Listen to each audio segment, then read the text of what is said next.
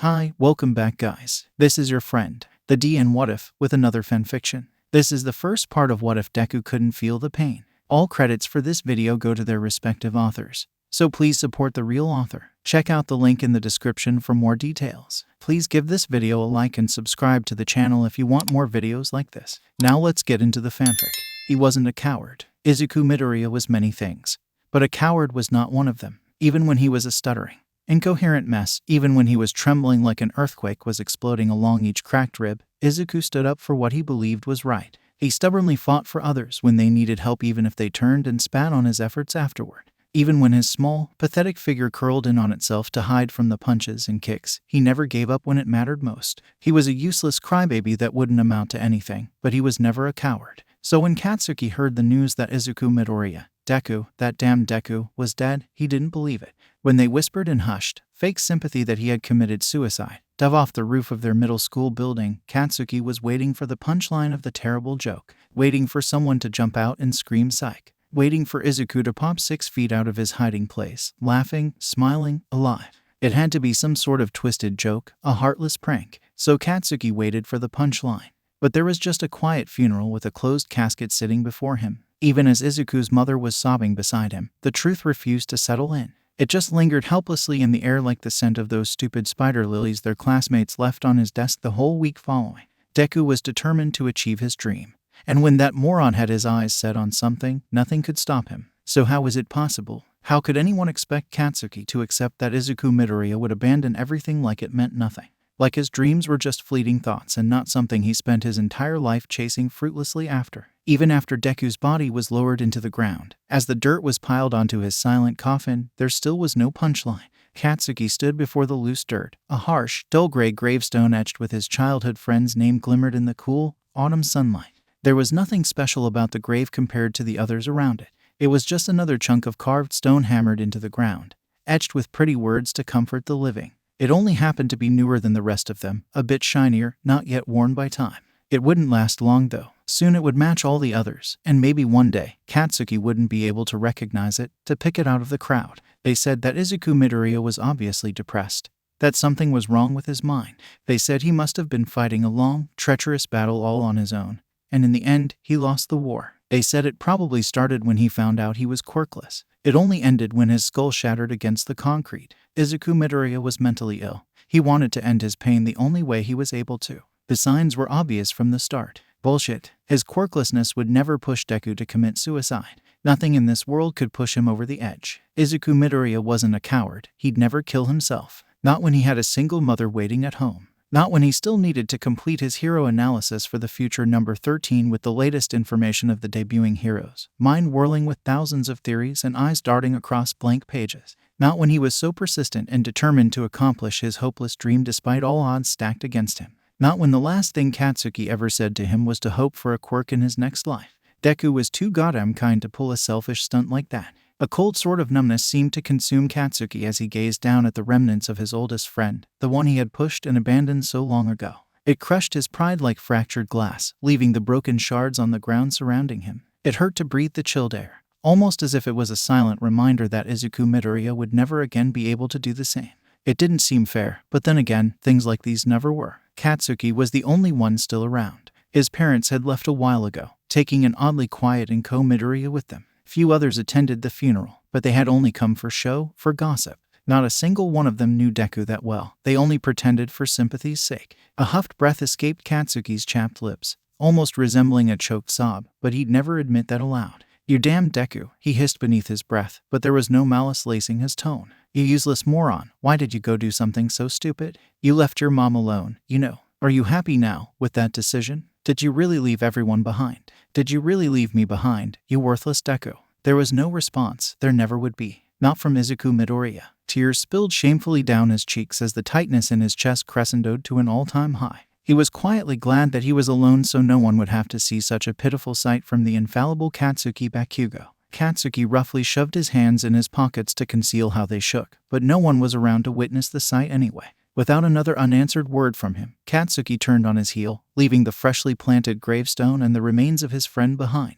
And despite having seen his childhood friend buried before his very eyes, despite hearing all the rumors and stories encircling him, Katsuki Bakugo was still waiting for that damned punchline. Izuku Midoriya was unsure of many things. He didn't remember much before the darkness took hold of him. He could only vaguely recall standing upon the roof of his middle school, sharp glimpses of the sun dipping lazily below the tall buildings and houses of his hometown painting his scattered memory. It had drowned the world in ruby hues, like the world was on fire, burning. He didn't know how he managed to get up there. The door leading to the roof was always locked for safety purposes. He distantly remembered the distinct feeling of weightlessness, the pull of gravity taking over and tugging down. It was like those nightmares Izuku used to have, the ones where the clouds overhead grew smaller and smaller as the wind whipped violently at his clothes and his heart launched its bloodied mass into his throat as the ground rose to meet his spine. He always woke before it broke. His dreams were kind like that. But this time, he remembered falling, watching the sky bleed with dusk, then something snapping, then darkness, all-consuming, cold, terrifying darkness. Everything was pitch black. He couldn't see. He could only hear. The screaming, the deafening, monstrous screaming that echoed through his pounding skull. High-pitched screeching that threatened to shatter his eardrums like porcelain platters. Not entirely human, not entirely animal, like nothing he'd ever heard before. Urgent whispers crackled on his skin like bitter frost. Pain. There was only pain.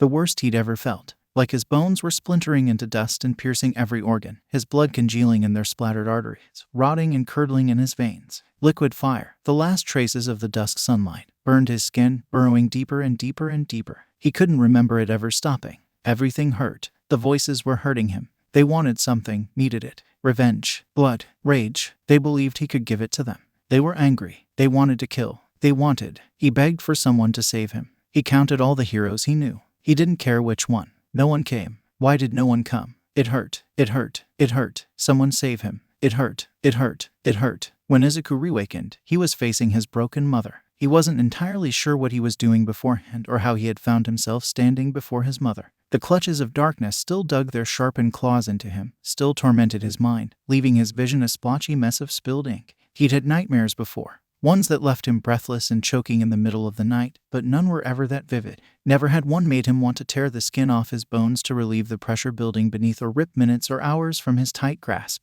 The light outside the window was no longer burning. Instead, it had withered to mere ashes, dark and leaching. He couldn't recall the walk home or the sunlight slipping away. And now he was somehow standing in his apartment, uninjured apart from the tremble in his hands from the memories that didn't piece together properly. It must have just been a terrible dream. Maybe he got home and fell asleep on the couch. He couldn't remember because he had just woken up. He was disoriented, confused, not quite awake. Everything was fine. Yet, for some reason, no matter how much Izuku tried to convince himself, something in the back of his mind kept whispering that he was just deceiving himself. The voices were real. He fell. A harsh, choked noise that scraped viciously out of his shredded throat broke him out of his stupor. His gaze snapped up from the floor, landing on a hunched figure before him. His mother had never shied away from tears.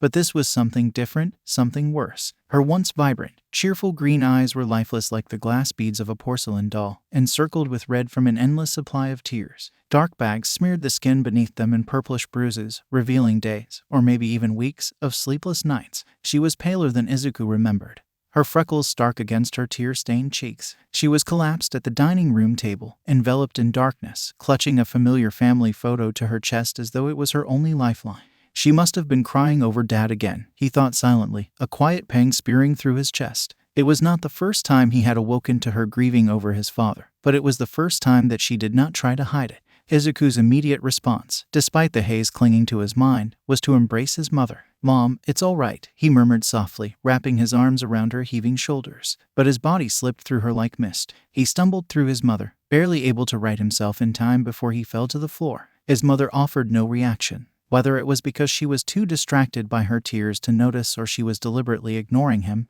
Izuku wasn't sure. What he did know, however, was that he wasn't able to phase through his mother yesterday. Izuku turned back towards her, his gut clenching tightly. "Mom," he whispered, his voice cracking beneath his breath. "I'm so sorry, Izuku," his mother choked out from between fits of painful sobs. She hugged the picture frame tighter, nearly fracturing the fragile wood in her desperate grip. Slowly, the knot in his stomach unraveled, relief oozing like sweet poison in his veins, but it was quickly replaced with a new sort of panic. The words she uttered were a clear echo of the ones she had said years ago, the ones that still haunted him when the night became too cruel and he passed the late hours counting bruises and burns. But at least his mother was talking to him. He must have been more out of it than he originally thought. He shook off the shivers creeping up his spine. "It's okay, Mom," he said gently, moving to stand by her side. This time around, he didn't try to touch her, pretending it wasn't because he was too scared of the same result happening once again. Call him a coward, but he was terrified of what it meant. "You don't need to. What kind of mother am I? I failed you, Izuku."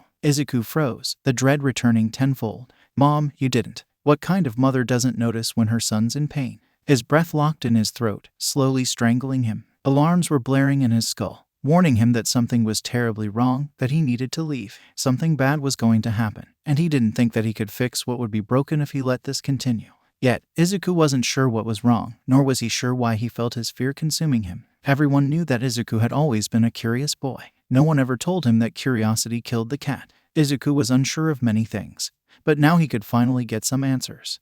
"But I am not in pain," he whispered, his hands trembling at his sides. The woman before him didn't acknowledge his words. She only sobbed harder, wiping her tears hopelessly with the back of her hands. Why wasn't she listening to him? What did he do wrong to make his mother worry senselessly about his well-being? "I'm fine, I swear." In a way, it was the honest truth. Izuku wasn't in any sort of pain because, well, he didn't feel much of anything now. There was only the constant strain of fear enveloping him in its bitter embrace. But he was always afraid. Fear was his lifelong companion that refused to leave, even when he had nothing to be scared of. It was sort of strange. He felt almost empty, like something was missing, something vital. She dropped the photo haphazardly onto the dining room table, moving her hands to tug her hair, which had always been the same dark shade of green as her son's. "You could have talked to me, sweetie," she gasped, pulling at the strands as though she could distract herself from the pain she was feeling inside with something physical. "I would have listened. If you come back, I'll listen properly." Normally, at this point, Izuku would have burst into tears alongside his mother, but nothing would come. He wanted to sob, to choke on that familiar, pulsing lump in his throat as his face burned with his cries. He wanted to throw his arms around his mother and wet her shoulder until they both calmed enough that nothing hurt as sharply anymore. Instead, a dull ache bloomed at his temples. He knew that he should be crying, that he should be in as much pain as his mother, but the emotions and tears never blossomed. If things were like how they were before that stupid dream, things would have been different. None of this would be happening. His eyes were hopelessly dry. Izuku was beginning to doubt whether the darkness was a nightmare or not. "What are you talking about?" he begged, collapsing bonelessly on the floor by his mother's feet. The headache only continued to get worse as the feeling of cold desperation grew. "Mom, I'm right here. I didn't go anywhere. Why can't you see that?" The wind was cold on the roof of the school, but it was autumn, so Izuku wasn't all that surprised. "What?" It blew against his black uniform as he stood by the edge, overlooking the entire property. The sun was setting beneath the trees and tall buildings that surrounded the school, dyeing the sky a fiery red-orange. It was a cloudless day that bled into a cloudless evening. The memories were forcing their way to the surface despite his silent pleas for them to stop. He didn't want to remember. If he remembered, that meant, Izuku screamed, clutching his hands helplessly against his ears as if that would protect him from the pain, from the memories that he didn't want to recall. It was a childish attempt, he realized, but it was still an attempt even if it failed. The images still continued to flood his mind. The dam he had hastily constructed was bursting open at the seams. There was laughter. Izuku wasn't sure whether it was him or something else. He found it almost funny. "The air was colder when you were falling. Falling, falling, falling." He fell for a small eternity. Then, suddenly, Izuku wasn't anymore. Because when his body hit the ground, there was a moment of pain, and then it all washed away in the darkness. He thought he would find comfort in the darkness, but it offered none. Just an endless hell of bitter screams and wails that pierced through his mind like tiny, little knives. Izuku finally had the answers he so foolishly desired. Oh, he thought distantly, his wide-eyed gaze falling to the ground. So it wasn't a dream. He was dead. The realization should have brought waves of disbelief and despair that towered over him, threatening to drown him beneath a tsunami of pain. It should have crushed him mercilessly into a dozen fractured pieces. It should have left him a broken, pitiful mess on the floor, sobbing until he choked on his despair. He was only 15 years old, and he was going to be buried 6 feet beneath the ground in a pretty, wooden box. Yet, the emotions he should have felt did not come. Instead, they seemed to drift away, abandoning his poor, broken body to the hollowness. Izuku was almost grateful for the emptiness seeping from his chest. It was far from normal and healthy, but he was silently glad that he didn't have to feel anything. The thought of being consumed by those emotions terrified him beyond belief. A joyless huff that barely passed for a laugh escaped his lips as he held his face in his scarred hands. They weren't scarred before he fell off the roof of his middle school. How long had passed since that incident? He wasn't sure, but judging by his mother's state, long enough that she was informed of his death. God, that was such a cruel word. Death. Despite the permanent weight it seemed to carry, Izuku was still here, still here. Izuku chuckled darkly to himself, his laughter nearly drowned out by his mother's cries. She was alone now. Her husband was working overseas for an indefinite amount of time, and he didn't even bother to call anymore. Izuku doubted he would start now after years of radio silence. So no husband, no son, no support system to help her through her son's unexpected death. Suicide, his mind whispered, the pieces finally coming together as a narrative that explained the evidence left behind. She was blaming herself for not noticing his pain before it was too late. Yes, Izuku had been in pain every day he went through those stupid doors. He was quirkless in a world where the extraordinary was ordinary, and he was an anomaly. He was a dying breed, the annoying filth beneath everybody's shoes, a statistical wonder in all the worst ways. It was only natural that he would be cast out, but he never wanted his mother to know what he had to go through. She never did. Izuku had hid it so well from her. It was practically his life's work, and now she was sitting in their dining room crying over an ancient photo of a family that hadn't been whole long before tonight. It wasn't fair. The hollowness was filled with a cold rage, seeping and bitter. It wasn't something he was accustomed to. Never one for anger when it was pointless against people so much stronger and better than him. But at least he was feeling something. The glass of the picture frame made a quiet noise as it cracked. It was strange, knowing that it was his body being put into the ground at a funeral. An eerie sort of chill seemed to encompass his entire being as the coffin. His coffin was gently lowered into the brown dirt, still slightly damp from last night's rain. It was a silent affair, save for the quiet creaking of the ropes that lowered his body into the ground. Whatever tears Izuku's mother had left within her had dried up within the last few days. Now, she was heartbreakingly mute, which Izuku found was worse. Izuku had never once wished for someone to be screaming at him more than he did at that moment. At least then, they'd acknowledge his lonely existence. There was nothing special about his coffin. It was just a smooth, wooden box that would hold his remains for the rest of eternity, or until the earth was destroyed, or if someone went grave robbing and stole his bones or the coffin itself. Izuku wasn't exactly well versed in the world of grave robbers, so he didn't know what they wanted, though he doubted he would be a target. He was no one significant, just a quirkless hero wannabe that committed suicide. There was nothing special about his gravestone either. The only unique thing about it was that it was Izuku's name carved into the stone in a fancy print, and the dirt in front of his marker was freshly dug up. He was a newbie, but soon enough, the shine would fade from the stone, and grass would grow over the dirt. It would blend in with every other gravestone around it, and he'd be forgotten amongst the other dead. There were only a handful of people that would bother remembering such a pathetic soul like himself, and once they were gone, he'd disappear completely from the world. Once his body was left to decay beneath the dirt, the few people that attended his quiet funeral trickled out from the graveyard. Auntie Mitsuki and Uncle Masaru ushered his mother away, probably to distract her with happier things or to comfort their grieving friend. Either way, Izuku was thankful that they would even attempt to console her. Kaken lingered a little while longer by his grave. He was angry. Kaken was always angry nowadays. They used to be closer once upon a time before quirks were more important than silly friendships. Before their childish dream of Kaken enlisting Izuku as his sidekick was crushed beneath fate's cruel foot. Before Izuku learned he was quirkless and Kaken's pride got in the way. They had bonded over heroes and quirks when they were little, before the age of 4. Izuku had always deeply admired Katsuki Bakugo. He was strong, even when his explosive quirk hadn't even manifested yet, and he always seemed so confident. Kaken was everything that he could never be, but Izuku still followed him around and hoped that one day he'd be able to walk beside him as an equal. When Kaken's quirk appeared, pride began to take root within the young boy. Everyone always complimented his power, always said that he'd make the perfect hero. His quirk was flashy and strong, and Kaken had both the determination and will to back it up. Katsuki Bakugo's quirk was useful, something that Izuku Midoriya would never be. Izuku was a smart kid. He was the first to notice the gap growing between him and Kaken as more time passed. Everyone else in his class possessed a quirk. Everyone had something. Whether it be ultimately useless or held unlimited potential, at least they had something.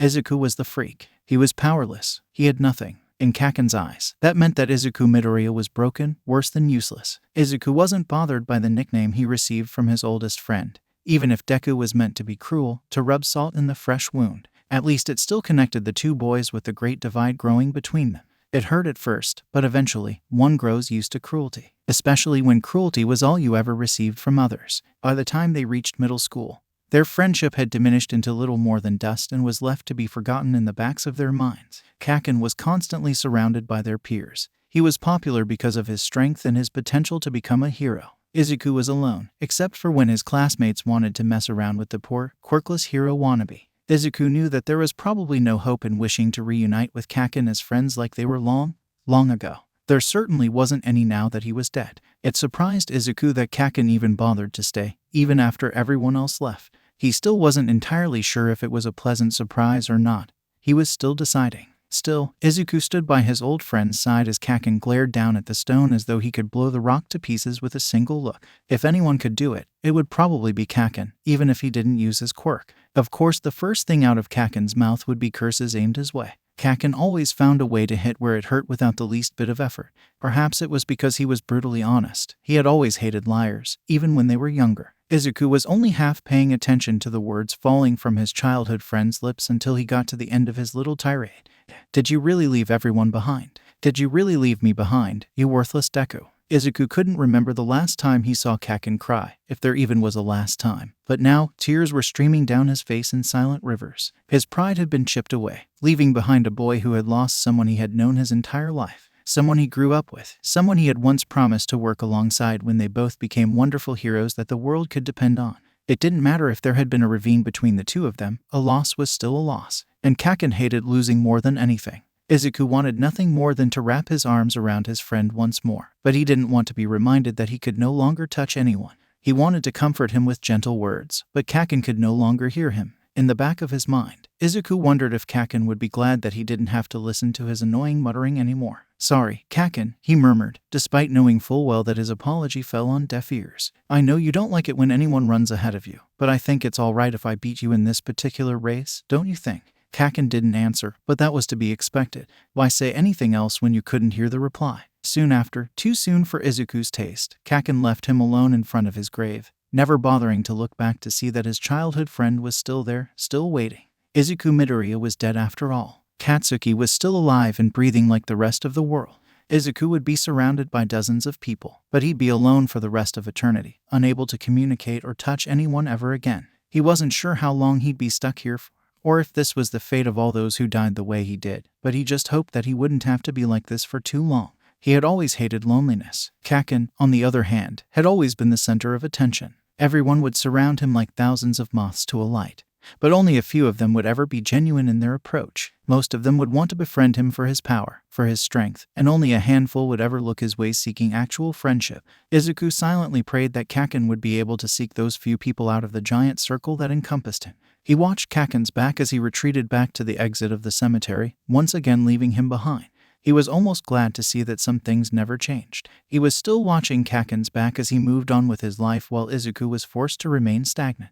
In some ways, he supposed that he had already beat his friend, though. Perhaps this would be the only thing he'd ever accomplish before Katsuki Bakugo. Izuku couldn't decide whether that was a good or bad thing as he gently waved goodbye. See you at the finish line, Kaken. Izuku was quick to learn that humans didn't realize the value of what they had until it was ripped away from them. Sometimes, it required a rather violent wake-up call for one to realize that what they held in their hands in their everyday life was precious. They took it for granted, often forgetting its existence by pushing it into some far corner of their mind.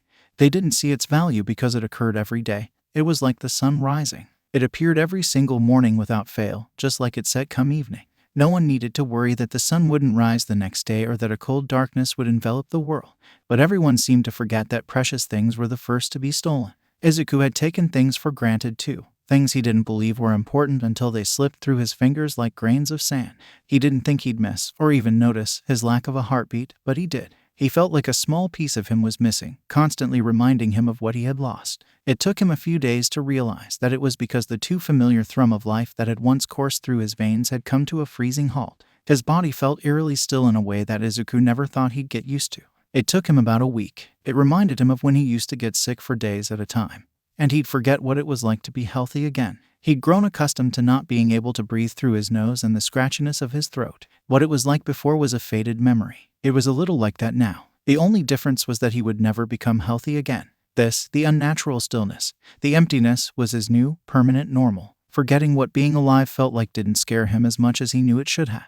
That was another thing he took for granted when he was still breathing. Emotions. It wasn't that he couldn't feel them now, or that they had magically dissipated into the wind. They were still very much there. They just weren't as prominent as before. It was like someone had put a damper on his temporal lobe, making it more difficult to allow those feelings to come forth. While he still felt emotions, fear, joy, sadness, anger, it took more effort than before to express them properly. They just weren't as loud or prevalent anymore. Izuku knew that he was overly emotional when he was alive. He couldn't even begin to count the number of times he was called a crybaby at school. He took after his mother, he knew, so those insults only stung a little bit. His mother was emotionally invested in everything, and she had taught her son to be the same. Whatever he felt, it was clearly written on his face. Izuku was never any good at hiding things like that, at least, from everyone except his mother. Now, to have gone from feeling each and every ping on the map to the bare minimum left Izuku unsteady, like he was on a ship that kept rocking with each crashing wave. If he had been alive, he knew he would have spent the last few months bursting into a stream of endless tears, enough to flood the entire city 5 times over. Yet, even if he wanted to,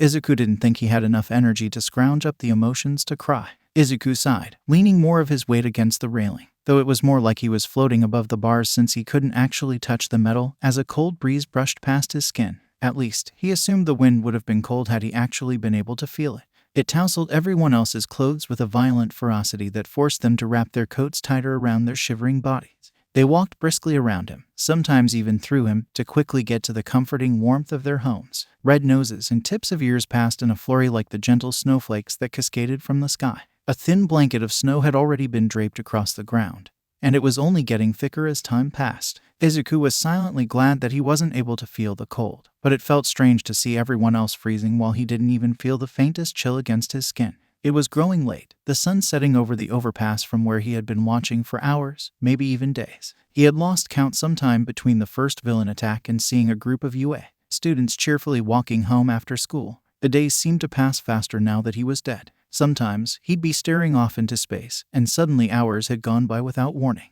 Somehow, it had already been 4 months since his funeral, and Izuku could barely comprehend that small fact. For the past 4 months, the will to pay attention to what was going on around him slipped through his fingers just like everything else. The people who walked by, the villains that ravaged the city at random intervals, they suddenly seemed to matter very little to him. There was a bitter feeling clenching around his heart every time he witnessed the world moving on while he was hopelessly stuck. But the world had to continue even after he was gone. It wouldn't stop just for his sake. Izuku still cheered every time a hero won a fight against a villain or when a new one debuted, but he had stopped analyzing them and their quirks. There was no point in writing in his hero analysis for the future notebook if he had no future. It wasn't like he could write in it anyway. He couldn't even pick up a pencil. It would just slip right through his fingers. But just because he didn't have a future didn't mean the rest of the world didn't. He would still silently cheer the heroes on, even if no one could hear him. Izuku sighed breathlessly once more, pushing away from the edge, only to climb on top of the railing. It was almost a recreation of what occurred 4 months ago, an entirely different location but a similar action nonetheless. Below him was a busy road, bustling with life and noise. No one stopped him as he fell this time either. No one saved him. He couldn't die twice, after all. 3 more months passed, and Izuku had avoided his apartment like the plague. If he had to be completely honest with himself, he would say it was because he was terrified of watching his mother wither away in front of him. He had spent the first 4 months of his death constantly watching over her shoulder, even if he couldn't do anything other than be a witness to her numerous breakdowns. He thought that maybe, just maybe, she would be able to feel his presence, and he could act as some sort of comfort to her. In the end, Izuku came to the conclusion that he was powerless to do anything other than sit around like some useless guardian angel. Kaken was right. He really was useless, wasn't he? He had hoped that if he had left, maybe then she'd be able to move on like the rest of the world.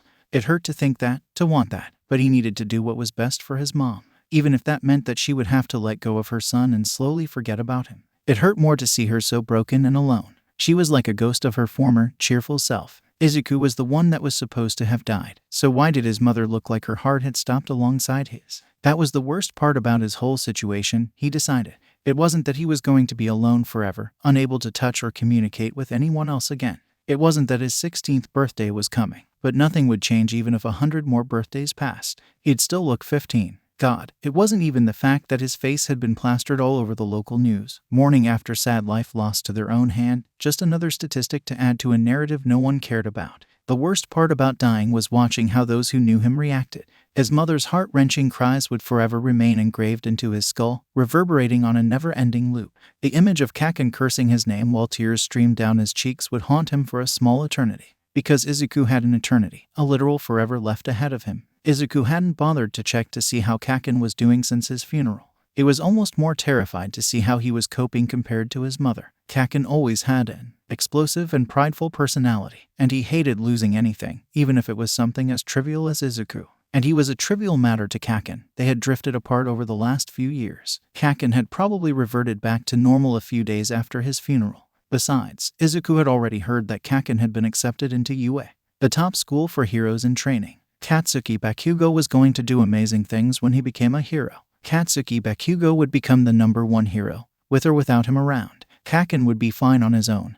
Izuku was positive. Izuku, on the other hand, that would soon be determined. Currently, he stood outside of his old apartment, a quiet, spring breeze whistling through the empty streets. It had been months since he last saw his mother, and he had decided it was time to see how she was handling things. It had taken a little longer than he expected to work up the courage to come back home. It may have had something to do with how differently time seemed to move for him, but he had no plans to leave again. Not until she seemed content with her new life without her son. But when Izuku returned home, he knew something was wrong, even before he entered his apartment. No lights were on through the windows, casting the entire apartment in darkness. It was only around 8 o'clock at night. His mother was usually still up by now, unless she changed her schedule while he was away. He tried to convince himself that that was the case, but there was no reason he could come up with that explained why the building seemed to be drenched in a thick layer of loneliness. A cold wave seemed to permeate from the doorway. It was the first time he'd felt cold in 7 months. Izuku phased through the door, a growing pit of dread eating away at his stomach. Darkness. It was cold. It was lonely. It was empty. Izuku rushed down the entryway, and if he had a pulse, he was sure it would have been pounding in his ears. She was probably just sleeping early. The last few months had to have been stressful and tiring. If not, she might have been in the living room watching TV. Or she might have changed shifts at work and was working nights now. Anything was possible. He hooked a left towards his mother's room and poked his head inside. Inside was empty. And it wasn't just because Inko Midoriya wasn't there. The sheets from her bed were stripped off, leaving only the bare mattress and the frame. Izuku remembered the photos that lined the end table at his mother's bedside. Ones that included his father and a younger, and very much alive, version of himself. They were missing, nowhere to be seen on the table or around the room. The closet doors were open, revealing an empty space, free of his mother's familiar clothing. No. Izuku shot out from the bedroom, practically jumping through the doorway to see the living room. Gone. Every trace that someone had been living here. All the photos, the decorations, Inko Midoriya's personal touches were gone. They had vanished, leaving the apartment bitterly empty and lonely. There was nothing. This place had been abandoned, Izuku along with it. He didn't know where his mother was. He couldn't ask. He couldn't find her. He was alone. His only blood was gone. Gone. What was he supposed to do now? Dread crawled up his throat, slowly strangling him, but he didn't need to breathe. Panic flickered through his body. His skin and clothes fading in and out as he clutched his curls tightly in his scarred fists. He felt like he was suffocating, but it didn't make sense. He didn't need air. He didn't need to breathe. He was dead. So why did it feel like he was being smothered? He fell to his knees, his chest heaving violently. His vision was dyed red as blood dripped from his forehead, running in a steady stream down the side of his face. The scars on his hands ripped back open and more blood cascaded down his arms in scarlet streams. Come back. I promise never to leave again. Please, don't leave me alone. I don't want to be alone. Was this how his mother felt back then? All those months ago when she was crying over that old photo, begging him to return home to her. Did it hurt this much? No. What she must have felt had to have been so much worse. If he felt like his heart was going to explode while his emotions were weakened, his mother must have been dying. Is that why she left? To get away from the memories. Memories were painful. Memories didn't go away just because you wanted them to. No. Izuku sat back, his bloodied hands slowly falling from his head. That's right. Izuku Midoriya died 7 months ago. He was a ghost now. His emotions were fading, becoming harder to find.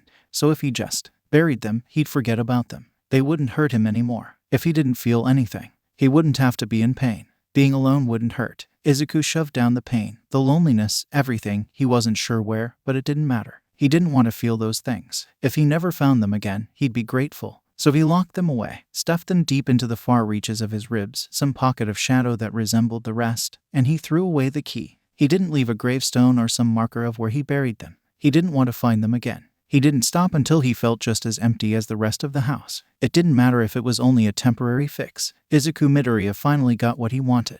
His mother had moved on to a place where he couldn't follow, but she took the first step herself. Everyone was slowly leaving Izuku Midoriya behind. It's okay. He'd just wait for her to find him. Izuku Midoriya was a very patient boy. The first time that Shadow Todoroki noticed the boy was sometime during early May. The boy was leaning against the railing of an overpass, one that Shadow had to cross every day in order to get to school from the station. At first, he thought it was some sort of weird bush hovering in the corner of his vision, but when he turned, it was a head of forest green curls that belonged to a boy probably around Shadow's age, although it was originally his hair that caught his attention. What kept it was the dark, contemplative glimmer in his matching green eyes as he gazed unblinkingly at the traffic below. The boy seemed to be around 15, maybe younger judging from the childish roundness of his freckled cheeks, but Shadow couldn't be entirely sure. For all he knew, the boy could have been a few years older than him. That sort of glint in his eyes wasn't something that many young teenagers possessed. It was reserved for someone older, someone who'd lived enough life to become haunted. Perhaps that was why Shadow managed to pick him out of the small crowd when school finished, and he, once again, had to cross the overpass to get to the station. It had been several hours since he last saw the boy, but he didn't seem to have moved even an inch since that morning. Shadow threw a glance at him as he passed, but the boy in question didn't seem to notice that someone was watching him. Either his awareness was awful, or he simply didn't care. Shadow wasn't too sure which one it was. Throughout the next few weeks, the boy kept popping up at strange increments. Sometimes, he'd be there for multiple days on end only to be suddenly missing one morning. Or he might appear in the morning, but then he'd disappear come time for Shadow to return home. There was one week in particular where the boy didn't appear at all, neither in the morning or the afternoon. On the Monday after that week, the green-haired boy returned to his spot after school, seeming more exhausted than usual, but that contemplative glint was still burning in his eyes. Shadow was a little later than usual getting to the station since he had cleaning duty that day, but he didn't mind too much. He was only bothered because Minta was assigned to the same task as well, which meant that Shadow had to do most of the work while the little grape gawked out the window at every passing female in sight. But at least the work was done correctly and without fail. By the time he arrived at the overpass, it was completely free of people, excluding the green-haired boy. It had been the first time in a week since Shadow last saw him amongst the usual, small crowd of people that traveled across it. He was leaning against the railing, gazing down at the passing cars beneath him as though he was silently calculating his chances of survival if he were to fall. Shadow didn't have to be an expert to know that his chances were probably zero unless the boy had some sort of quirk that would increase those odds. But even then, it was illegal to use quirks in public areas. It seemed like the boy arrived at the same conclusion, but it didn't stop him from resting against the rickety bars. His bright green eyes were dull with boredom and exhaustion as though he had been waiting for something or someone. But it had been hours without any sign of them. Shadow froze on the top of the stairs, watching as the sun dyed the boy's sickly pale skin a warmer tone. Night was coming, stealing all traces of sunlight with it, as well as the crowds of restless citizens. They were the only two people in sight, minus the ones driving below them. You probably shouldn't be leaning against the railing. You could fall, Shadow stated flatly, watching as the boy leaned a little farther over the edge. It isn't exactly stable. He wasn't sure why the words spilled, unchecked, from his lips. Shadow didn't even know him, and here he was lecturing him. The boy must have thought that he was insane, randomly criticizing strangers. However, the response he received wasn't the one he was expecting. He didn't glare at Shadow like he thought he would. Instead, his head slowly tilted towards him as though he was entrapped in some mind-numbing haze that diluted his reaction speed. As their eyes met, the boy's widened a fraction like he was absolutely terrified that some random stranger had suddenly called him out. It was quite a large change compared to his usual, dull expression. For a moment, the boy glanced around, searching for another person that Shadow could possibly be speaking to, only to find himself and the stranger around.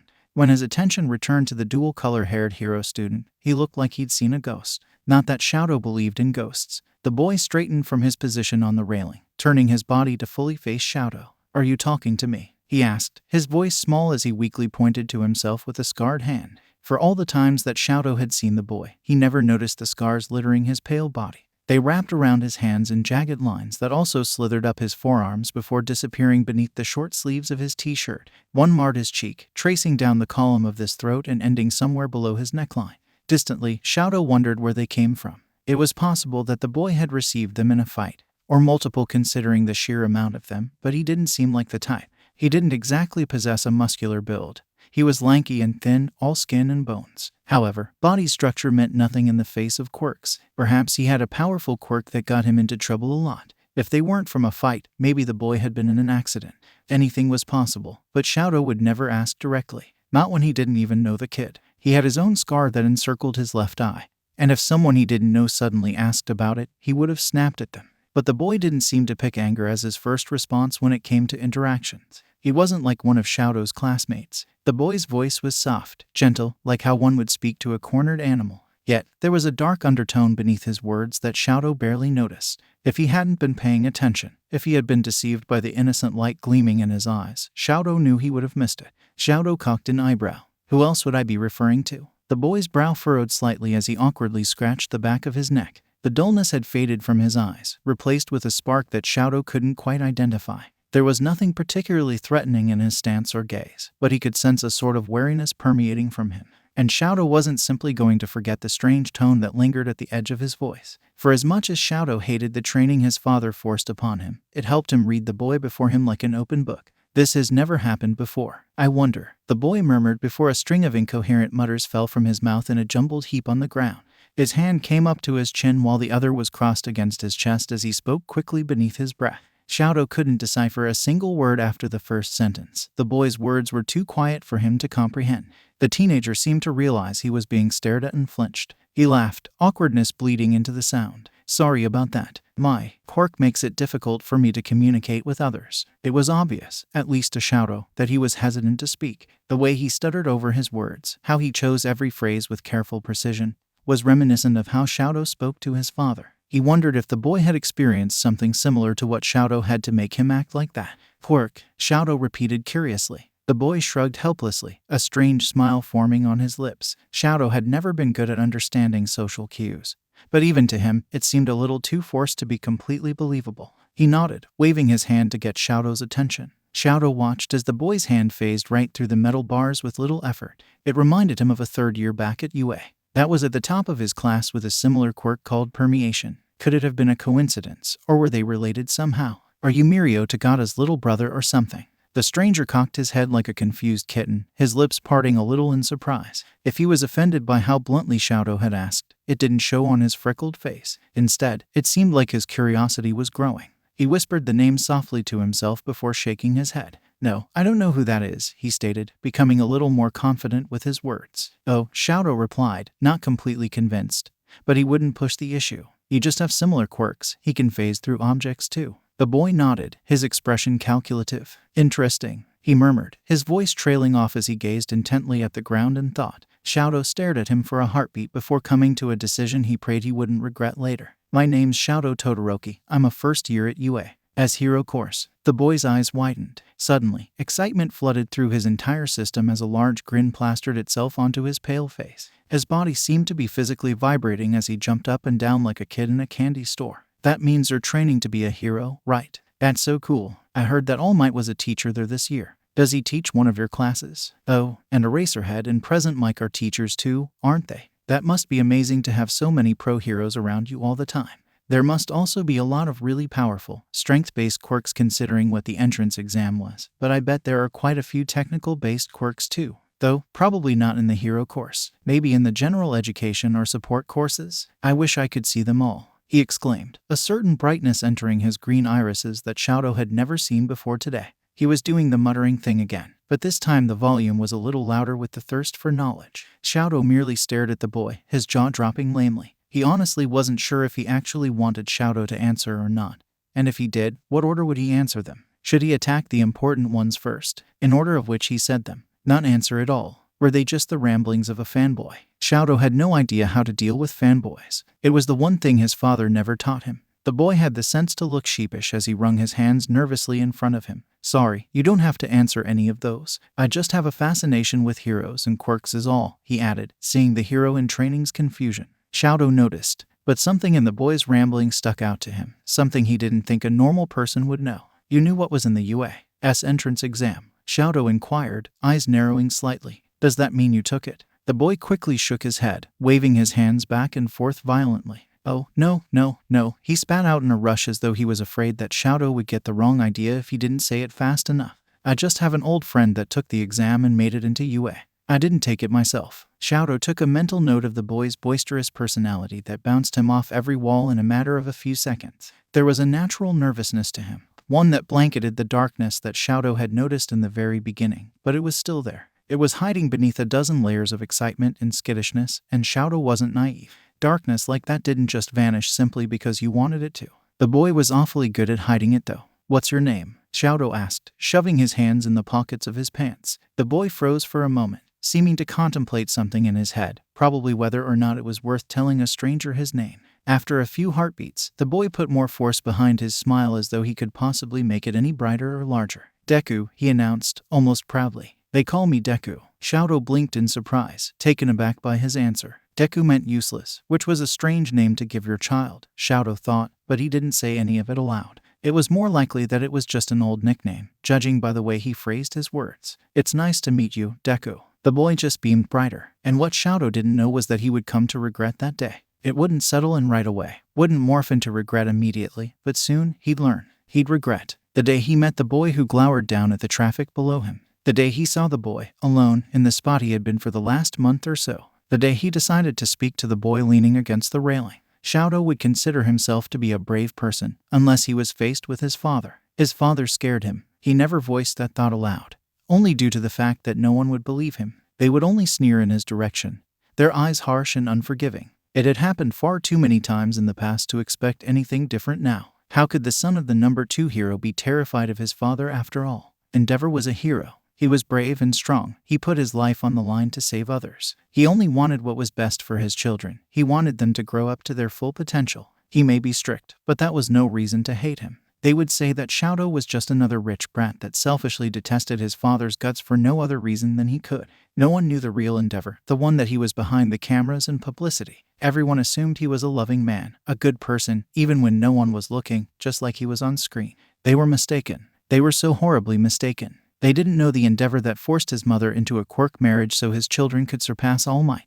They didn't know the Endeavor that beat his children when they failed to comply with his orders. They didn't know the Endeavor that drove his wife to insanity. The one that led to her pouring boiling water on her youngest son's face because it reminded her of him. They didn't know the Endeavor that brutally struck Shadow during every training session.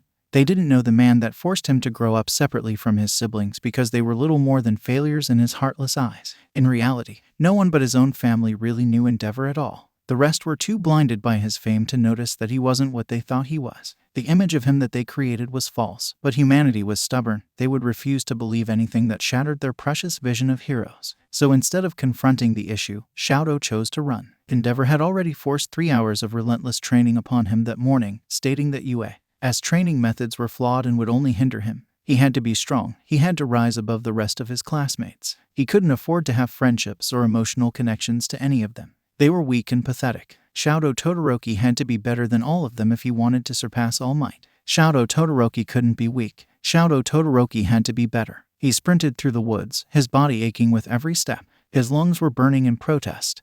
They had been doing so since he started, but he ignored the pain. He needed to escape. He needed to breathe. He didn't want to return home. No, not yet. He would go back long after Endeavor was gone so he could spend a few peaceful moments with Fayumi. She would be waiting for him with gentle hands and a sorrowful smile, and she'd treat his wounds silently, without so much as a breathe. He hated that she was the one who had to mend his broken pieces, but there weren't many options anymore. Not since Mother was taken away. Shadow didn't stop running until he broke through the tree line. There was a small lake that his mother used to take him to after a particularly rough training session with his father. She would sit by the waterside with him, slowly stroking his hair until he calmed down. She would rarely say a word, choosing silence so they both could listen to the sound of water lapping against the rocks surrounding the lake. His mother was gone now, locked away in a mental hospital, but the lake remained the same. The water was a bright, crystal blue that reflected the sunlight in sparkling glimmers. Rocks, some as small as pebbles while others were as large as boulders, dusted the water's edge to prevent erosion to the land.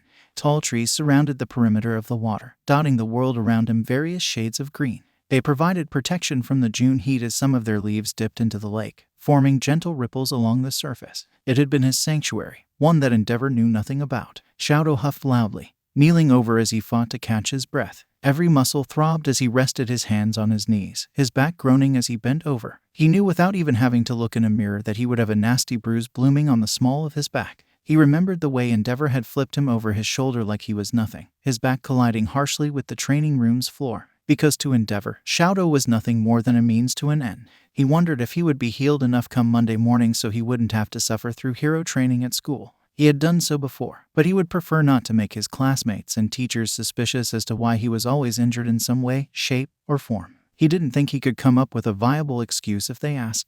After a few minutes, he had finally calmed down enough that breathing didn't feel like he was shoving burning coals down his lungs. The rest of his body still ached as though it had been run over by a bus, only for that bus to reverse back over him for a second time. For some reason, his father had been a little angrier than usual that morning. His turquoise blue eyes had been alight and burning with something cruel and merciless. He hadn't hesitated to take out all his frustrations on Shadow during training. Shadow just hoped that whatever the cause was, it would disappear so Endeavor wasn't in the same mood come tomorrow morning. He didn't think he could handle 2 days of wrathful training.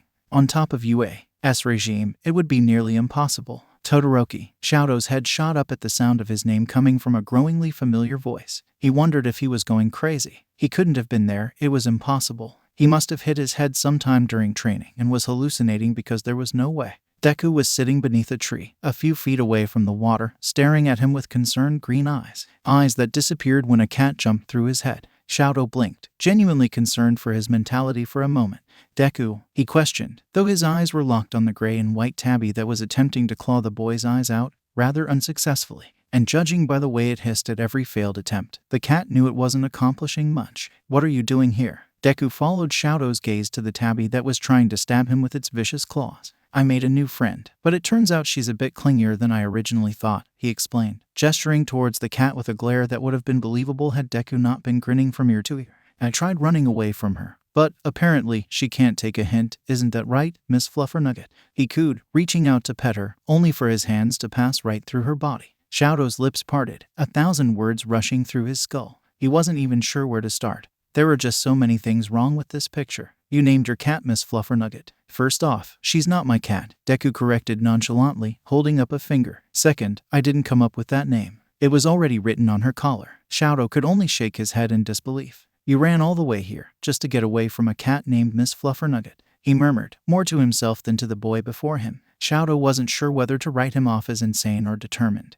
There was a thin line between the two that Deku seemed to be balancing on. He wondered if Deku knew that that was a dangerous line to walk. If a cat had been trying to scratch out your eyes for the past 3 hours, you'd probably do the same, Deku huffed, running a hand through his curls. Somehow, despite their unruliness, his fingers didn't get stuck between his wild locks. Flashes of the past 3 hours of his life played behind his eyelids, violent and messy and full of pain. Shadow didn't mention what had ended just a few minutes prior. The mere memory of it made him involuntarily flinch. His reaction didn't go unnoticed by Deku. His light-hearted expression faded as his brows furrowed. Shadow had to suppress a shudder when Deku's analytical eyes began to roam his battered body, easily pinpointing each weakness, each bruise, and each cut that was sprinkled across his skin. It felt as though Deku was slowly dissecting him, layer by layer, until he found exactly what he was searching for. What it was, Shadow didn't know, but he knew the exact moment Deku found it. Something cold passed across his face before dissipating into nothing. Deku didn't say a word as he scooted over on the grass further beneath the tree so there was more room in the shade.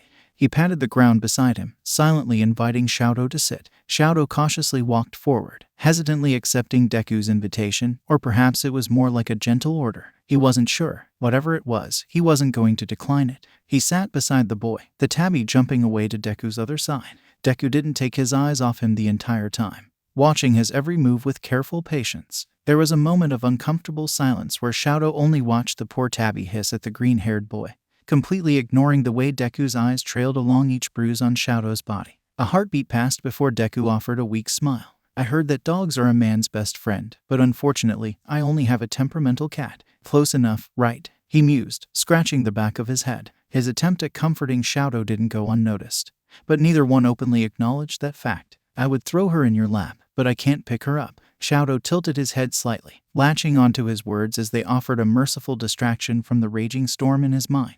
You can't turn your quirk off. Deku's eye twitched as a nervous laugh escaped his lips. If there is a way, I haven't discovered it yet. But as of now, no. Everything just he tried to pet the cat once more, only to receive the same result as before, phases right through. Something in the tone of Deku's voice forced Shadow to look away from the boy. There was a certain level of anguish coating his words that Shadow had a feeling he wasn't supposed to hear. He knew a little something about vulnerability and how much humans hated others to see theirs. So he pretended that he didn't notice the way Deku's eyes dimmed or the way his voice dipped a little lower than usual. It's not that your quirk allows you to pass through objects, it's that your body is in a state of intangibility, he said, not bothering to phrase it as a question. Deku pursed his lips in thought, tilting his head in such a way that his hair covered his eyes. Amongst other things, I suppose, he murmured, his teeth gnawing at his bottom lip. Once again, the deafening silence returned as their conversation died out. This Fluffernugget had jumped over Deku, landing on Shadow's lap sometime during that short period of time. She nuzzled her small head into his stomach, specifically on his left side, gently purring.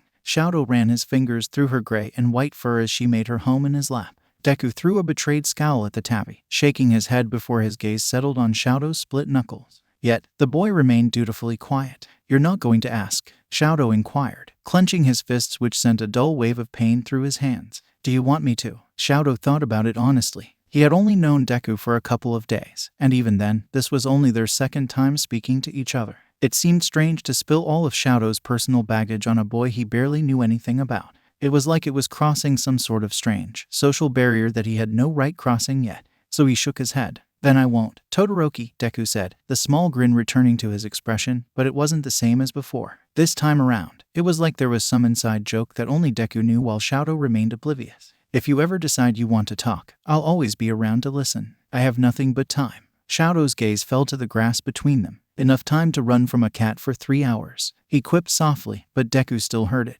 The boy burst out laughing, the sound full of amusement and unhindered joy. "What else would I be doing?" Izuku knew that what he was doing was cruel. He knew that he had no right befriending Todoroki. Not when he had been lying to him since the moment they met on that overpass. Not when Todoroki had a long life of heroism and accomplishments ahead of him while Izuku would remain the same, pitifully small child he always had been. Not when Todoroki was still so full of life and had so much left to offer the world while Izuku had already died after achieving nothing. It was cruel and heartless and selfish. He wasn't supposed to be selfish. If Todoroki learned the truth about him, learned what happened to him, Izuku wondered how he'd react. It would be nothing good, he thought. If that ever happened, Todoroki would probably confront him, demanding answers that Izuku would be too scared to give. Though, ultimately, Izuku would offer them because he didn't like hurting people, he didn't like being selfish. What would happen then? Izuku had been elated when Todoroki came to speak to him as though he was just another person walking the street. He had spent the last 8 months of his afterlife only able to watch as the world moved on, abandoning him in the dust and shadows. But Todoroki saw him, spoke to him. Izuku didn't want to be alone again, but was it worth potentially hurting a newfound friend?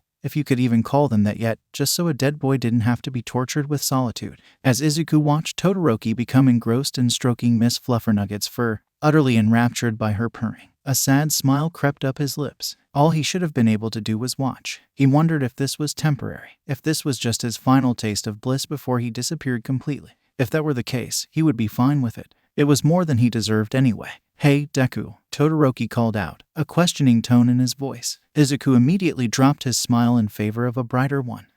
Would you like to be friends?" Todoroki didn't look up from petting the tabby when he asked this question, almost as if he was too shy to see Izuku's expression. The boy was silently grateful for it because he didn't think Todoroki would like the glassy look in his eyes. He wanted to be friends with a ghost. Izuku wanted to accept, no matter the cost, but something held him back. If he said yes, then Todoroki would only get hurt in the end. There was no way he could keep up this charade forever, and when the curtains finally fell, he didn't want to imagine the damage he would leave in his wake. But if he said no, if he denied Todoroki this simple request, what did that make him? Cruel, heartless. Izuku pursed his lips into something that may have resembled a grin. It didn't matter though, Todoroki wasn't looking. "You just want the cat, don't you?" he retorted playfully. But Todoroki was anything but joking. His head snapped up from Miss Fluffernugget, his eyes burning with determination. His expression morphed into one of complete seriousness, one that was almost childish in Izuku's opinion.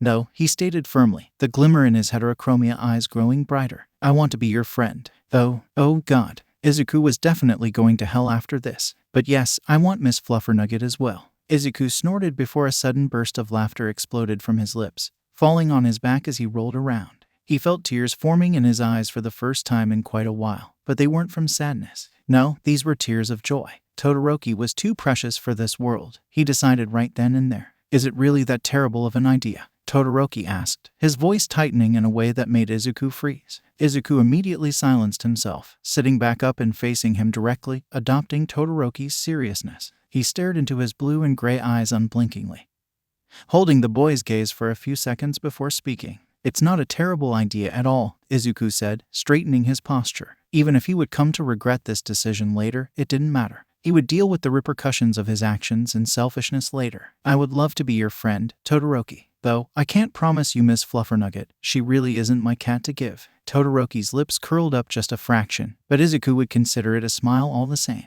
"I'm sorry, Todoroki. Just this once. Can you forgive my self-serving desire not to be alone again? If, in the end, you decide to hate me, I'll accept that hatred and leave you be." Just for now, let me be your friend. Shouta Aizawa was not a superstitious man by nature, but there were times when one had no other choice but to believe what was before them. Shouta preferred straight facts that held little to no room for doubt. Theories and conspiracies were all well and good, only if there was hard evidence to back them up. He didn't believe anything blindly. He needed to see it with his own two eyes before he could decide for himself whether or not it was true. He was stubborn in this respect, but his stubbornness didn't corrode his vision. He could accept if he was wrong or if his doubts were unfounded. He absolutely did not believe in the supernatural, no matter how much Hisashi, his best friend since his school days, tried to convince him that his new apartment had to be haunted after Shouta told him about the strange noises that erupted in the early morning hours. He trusted Hisashi's words more than anyone else's, but Shouta also knew that Hisashi was high-spirited and believed in every horror story he'd ever heard. Hisashi wasn't like the underground hero. Shouta preferred any option that made the most sense, regardless of if it was realistic or not, and a ghost haunting Shouta's apartment made the most sense to Hisashi. Personally, Shouta suspected it was his cats that were making all the ruckus, but he could never seem to catch them in the act. One of his cats, a gray and white tabby, had always been a bit short-tempered and capricious. She tended to value destruction over napping under his furniture like his other cat. At first, he had blamed her primarily for the sounds he heard if he was home during the nighttime. But when she went missing one day, and the noises continued, Shouta was beginning to look in other directions for the blame. He had thought that perhaps someone had been breaking into his apartment, but when morning came, there were no signs of entry. All the windows and doors were locked up tightly, and nothing was missing or stolen. Nothing had been moved either, not even the slightest bit, though that meant nothing if the perpetrator had a quirk that made access to locked rooms easier. In this world, quirks could often explain the unexplainable. Shouta decided to set up cameras around in each room to see if he could catch footage of anything useful, but to no avail. The only thing he caught on camera was some unusual behavior coming from his cat, Fuyu, a white Persian long hair that resembled a ball of fluff. She was the complete opposite of the cat that had disappeared. She was calm and lazy, preferring to sleep anywhere she could fit in. But that night, sometime around 4 in the morning, she had crawled out from beneath his sofa only to sit in the middle of the living room, staring at seemingly nothing. Shouta wasn't particularly bothered by it. Cats were strange, fickle creatures. What bothered him about the clip was how Fuyu had begun to meow and claw at the air as though she could see something that he couldn't. It had led him to believe that perhaps the perpetrator had some sort of invisibility quirk, or at least, they possessed one that made them unable to be detected by cameras and technology. Anything was possible in this world. However, the cameras revealed that none of the doors or windows had been opened, not even the slightest bit. Unless the person had multiple quirks, it didn't make much sense to him. It was certainly possible to possess more than one. A student of his at UA, Shouto Todoroki, had 2 aspects, but it was an extremely rare and unlikely occurrence. After 2 weeks and no results, Shouto was beginning to believe that he was just imagining the soft voices at night. He wasn't known for getting a lot of sleep. Between his hero work at night and his responsibilities as a teacher at UA, there was very little time to take care of himself properly. It was entirely possible that he was wearing himself out and simply hallucinating the noises in his exhausted state. His new students were certainly capable of giving him more stress than past years, especially that loud, problem child, Katsuki Bakugo. He wrote it off as his sleep-deprived state getting the better of him until Hisashi stayed the night and awoke to the same sounds that Shouta had lived with for the last few weeks. He wordlessly shook Shouta awake, who was sleeping beside him in bed. The underground hero groggily got up, and his eyes snapping open when he heard the reason why Hisashi's green eyes were uncharacteristically serious. Soft whimpers of tears that were poorly suppressed echoed down the hallway and into his bedroom. Though Shouta would say he was used to the noises after over 2 weeks of listening to it, he had never heard sobbing before today. It was usually quiet murmurs that he could not comprehend, maybe sometimes even gentle laughter, but never once had tears been involved. "Are you sure it's not a ghost problem?" Hisashi joked beneath his breath, but his tone was anything but amused. It was the first time in a while that Shouta had seen the man without his usual, bright grin. Shouta threw a glare that held no real force behind it at Hisashi before kicking away his blanket from around his legs, as quietly as he was able to without alerting whoever may be in his house. He pulled on his pants that had been left discarded on the floor and grabbed his capture scarf from his bedside table. He didn't bother with a shirt, time was of the essence. Hisashi followed his lead, pushing back his long, blonde hair with his hands. "It's not a ghost problem," Shouta muttered, wrapping part of his capture scarf around his neck. Shouta carefully pushed open the door from his bedroom, glancing down the hallway before exiting. The sobbing was louder now as it bounced off each wall in the entire apartment, haunting and dripping a raw sorrow that made shivers creep down the man's spine. The fragile noises were muffled as though the person responsible was deliberately trying to choke them down. They sounded young, too, much younger than Shouto or Hisashi. Perhaps it was a child that broke into his home. He sneaked down into where the living room and the dining room converged into one large area. At first, nothing seemed wrong. Shouto didn't immediately notice anything that seemed out of place or that there was even a perpetrator at all. Yet the sobbing was so loud, so heartbroken that there was no way the person couldn't have been in the same room as them. Then Hisashi sucked in a breath beside Shouto's ear. That's when he noticed the boy hunched over on the ground in his living room. Darkness coated the room in a thick layer, but Shouto was accustomed to the shadows after years of living in them. It came with his late-night shifts and job as an underground hero. Sitting in the center of his living room was a small figure clawing at his head as his shoulders trembled violently. His short, curly hair was clenched between unforgiving fingers as he ripped at the strands. The cries had been silenced or at least stifled, but Shouto suspected that the tears were still there. The boy had his back turned towards them, and he hadn't detected their presence yet. It may have been from lack of sleep, but Shouto swore that the boy's body flickered in the faint moonlight pouring in from the window. Each time, a familiar scent of iron filled the air, only growing stronger as the clock ticked further into the night. Incoherent, panicked mutters spilled from his lips in place of his previous cries. Shouto couldn't decipher a single word that was being spoken through the breathless whispers. Yet, it only confirmed his suspicions of it being a boy sobbing in his living room. Shouto glanced at Hisashi, who was standing behind him, and they shared a brief look. His eyes were practically screaming, "I told you so," the entire time. The underground hero only nudged him with his elbow in response. The boy couldn't have been much younger than his first-year students at UA. Shouto couldn't see his face, so he couldn't be entirely sure, but he did see a full head of green curls that appeared black in the darkness. The boy's arms were wrapped around his knees as he slowly rocked back and forth on the floor. His muttering grew softer as his words sped up. Why was there a child having a panic attack in his living room? "Hey, kid, what are you doing here? Did you stumble into the wrong apartment or something?" Shouto demanded, forcing his voice into indifference. He knew full well that he had locked all of the doors and windows, so there was no possible way this kid could have stumbled into the wrong apartment.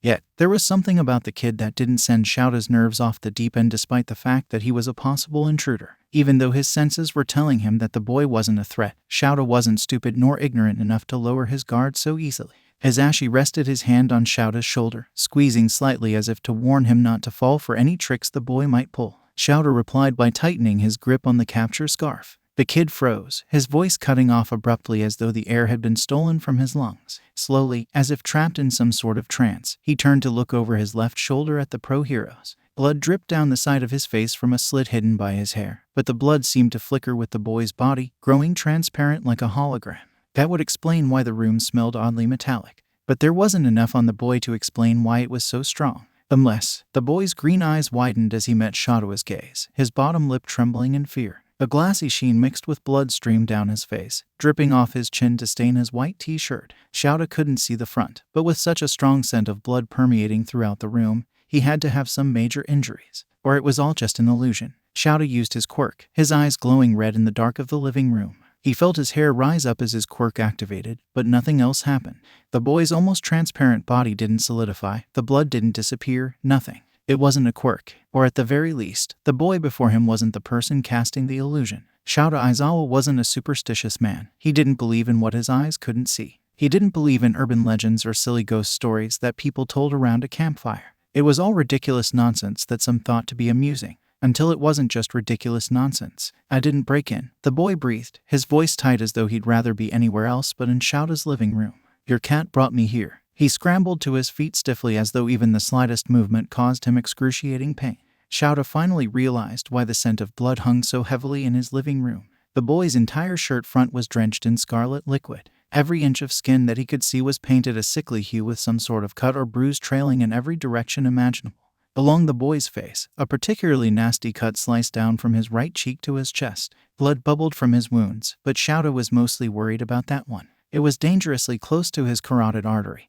The boy could have nicked it, which would explain why it was bleeding so profusely. There was no way the boy should have been this lucid if he had lost that much blood. He shouldn't have even been able to stand straight, if at all. Shouto's gaze fell to the ground where the boy had sat, only to see a familiar gray and white tabby glaring back up at him. She was the one that had been missing for a few days. "What are you doing in my living room, at 3 a.m., covered in blood?" The boy flinched, his emerald eyes contorting in pain before he glanced down at himself with obvious disgust. His cracked, bloody lips pursed. "I was annoyed that Miss Fluffernugget kept trying to rip my eyeballs out, so I brought her home." Shouto blinked. His cat's name wasn't Miss Fluffernugget. but that was definitely his cat that accompanied the strange, battered boy. Her name was actually Luna. Who would name their cat? Shouta glowered at Hisashi beside him, who was too busy focusing on the sight before them to notice. He probably had it engraved on her collar. That doesn't explain why you're here at 3 a.m. Little listener, or why you're a bloody mess, Hisashi said, his voice deathly calm despite his otherwise boisterous personality. The boy's body spasmed once more, his blood momentarily replaced with a black, middle school uniform. The material was dyed darker with the same scarlet liquid that covered the boy before, but this time, parts of his uniform were torn. It was only for a heartbeat. Shouta was sure he would have missed it if he blinked, but he saw it all. Maybe Hisashi wasn't so crazy about that ghost theory after all. Though Shouta was still a little skeptical, the green-haired boy avoided their gazes, his eyes darting around a room, pinpointing each exit possible. I was trying not to interrupt your lives, he stuttered, smearing some of the blood on his face with his equally dirtied hand. As for why I look like this, you probably wouldn't believe me. Hisashi elbowed the underground hero in the side. As I said before, Shouta, you have a ghost problem, he gloated, a proud grin lighting up his features. The boy's head shot up at Hisashi's words, his puffy eyes as wide as dinner plates. Okay, so maybe you will believe me, the boy whispered, so softly that Shouta barely caught it. The boy closed his eyes, an internal war probably raging in his head, before the blood faded from his body and clothes. The injuries he sustained scarred over, leaving behind a collection of jagged, silvery tissue. His body solidified, the constant flickering ceasing. He looked like any other teenager right then, but Shouta wasn't deceived by pretty pictures. Shouta sighed. He was really too tired to deal with this right now. He had another problem child in his life, this one just possibly die. A young teenager, probably no older than his students, was standing before him, dead. Judging from the amount of blood that had been on his body, it wasn't a peaceful death. Though, when you were that young, was any death really peaceful? That was only if what the boy was insinuating was true. You're actually, Shouta let his question trail off, but the boy was smart enough to know where he was going with it. Dead, he finished, a bit too nonchalantly to be believably calm. Nervous laughter escaped his lips as his hand rose to scratch the back of his head. Yeah, I was in a freak accident and, well, obviously didn't make it. Perhaps if Shouta had been gullible, he would have taken every word the boy uttered as the truth. He would have taken those words and stored them away in the recesses of his mind, but he wasn't.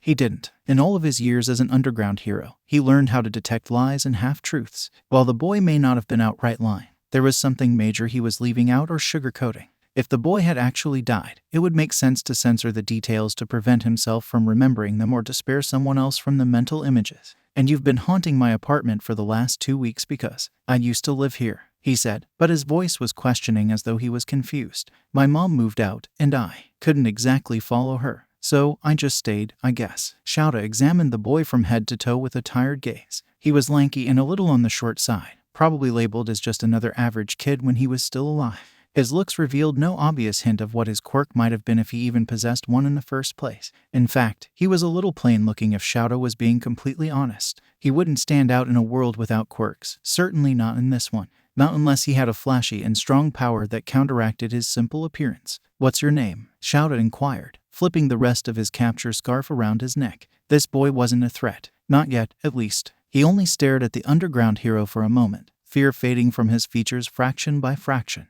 Now, there was only a cold sort of calculative persona taking over. It reminded Shouta of the way his cats looked before they pounced on a mouse, predatory and thoughtful in their every movement. It was like the boy was mapping out if he should offer Shouta the answers or do something else entirely. Perhaps Shouta was a little too quick to judge the boy. He forgot to consider his mental capabilities. Izuku Midoriya. The next morning, Shouta tried to ignore his latest addition to his group of problem children as he prepared to head over to UA for work, but Midoriya was difficult to ignore when he was haphazardly floating around the living room. It was strange, especially given Shouta's pragmatic nature, but he was slowly learning to process it. Hisashi had left a little earlier to finish some last-minute grading, so Shouta didn't have to worry about that nutcase. He just had to worry about a dead teenager doing continuous flips in mid-air in his living room. They had talked for a little longer last night before Shouta threw in the towel and went to sleep. Midoriya had no idea why he was still around or how he or Hisashi were able to see him. The problem child briefly mentioned that another person had been able to interact with him, a student, but didn't give out many details. The boy had been dead for 8 months and counting, and he had mostly been wandering around the city out of boredom. Shouta didn't ask him any more questions about how he died. He had agreed to allow Midoriya to stay in his apartment, almost like a home he could always return to, but Shouta wasn't that sentimental. He only allowed it because the green-haired troublemaker had lived there before him, and Shouta thought that it would be safer for the general public if he ensured that the ghost would haunt only one area instead of wandering about senselessly. His only condition was that Midoriya had to stop making noise in the middle of the night. When Shouta brought this up, Midoriya had cocked his head and nodded, but he said nothing in reply. By the time the underground hero was out the door, the problem child had disappeared from the apartment. He could only imagine how the kid spent his free time and prayed he wasn't getting himself into trouble. That day was the battle trial he had been preparing with all might to test 1A's teamwork and fighting abilities. It ended with no serious injuries, though Shadow Todoroki did freeze his opponents in a small glacier of ice. However, with his fire side, he managed to melt it, freeing his 2 classmates. Shouta had to commend the kid. He was powerful, but he was only limiting himself by primarily using his ice quirk. If he wanted to reach his full potential, he would have to learn to utilize both, but that would be for another time. The end of the day came slower than the underground hero would have preferred, but it came nonetheless. Class had been dismissed, and his students were packing up when he overheard Momoye Irazu commenting on a nasty scratch on Todoroki's hand. Shouta had glanced over towards the back of the room where they sat. He didn't remember Todoroki getting hurt during the battle trial. There was really no chance to when he demolished the other team in a single strike. Unless, of course, he managed to graze his hand on a chunk of his own ice, which was unlikely. It was a cat, Todoroki stated simply. Aizawa had noticed that he seemed to be a little closed off from his other classmates, focusing more on succeeding at becoming a hero than personal friendships. Lately, there was a small change. It was infinitesimal, but Aizawa always had a good eye. The sun of endeavor appeared to be slowly opening up, but only on occasion. Yaoyorozu blinked in surprise. "You have a cat, Todoroki?" "No, a cat kept following my friend, and she scratched me when I was trying to leave. She was mean." Shouta was reminded of Luna and Midoriya. The problem child did mention how the other person who could see him was a student. Plus Luna, or Miss Fluffernugget as Midoriya called her, was aggressive when faced with new people. But could Midoriya have been talking about Shouta Todoroki? No, probably not. Izuku Midoriya had never minded loneliness. There were a multitude of times in his life when solitude was a bitter necessity that he took with a grain of salt.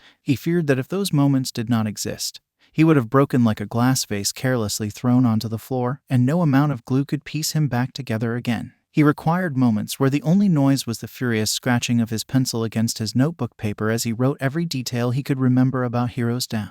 He needed silence. He needed a lack of human interaction because he wasn't like everyone else he knew. Quirkless kids were the ones who desired loneliness because they feared that if they were surrounded by people who only offered cruelty with a smile, they would drown. Izuku preferred loneliness to cruelty. No one but himself could hurt him if he were alone. No one cared enough to hurt him, to break through his barriers and actually mean something to him. Those who once did abandoned him when they figured out he was nothing more than a useless waste of space. His mother had been there for him, at least. She had a warm presence that made him feel safe when everything around him was falling apart. It was as though she knew just what to say or do to comfort him. And Midoriya was the reason he continued on, even when everything seemed hopeless. Izuku loved her more than anything in this world, but he also knew that she sacrificed everything to support him. She was a clever woman, but Izuku knew that she was deceiving him on multiple accounts. His mother wore a brave face in front of him, always the same, blindingly bright smile that seemed to fool everyone else but him. He knew that she was exhausted. She was forced to work countless hours to provide for her small family of 2, and then after, she had to raise her son alone, practically from birth. She once told him that his father, a man named Hisashi Midoriya, was busy working overseas, and he couldn't come home often because his work was too important.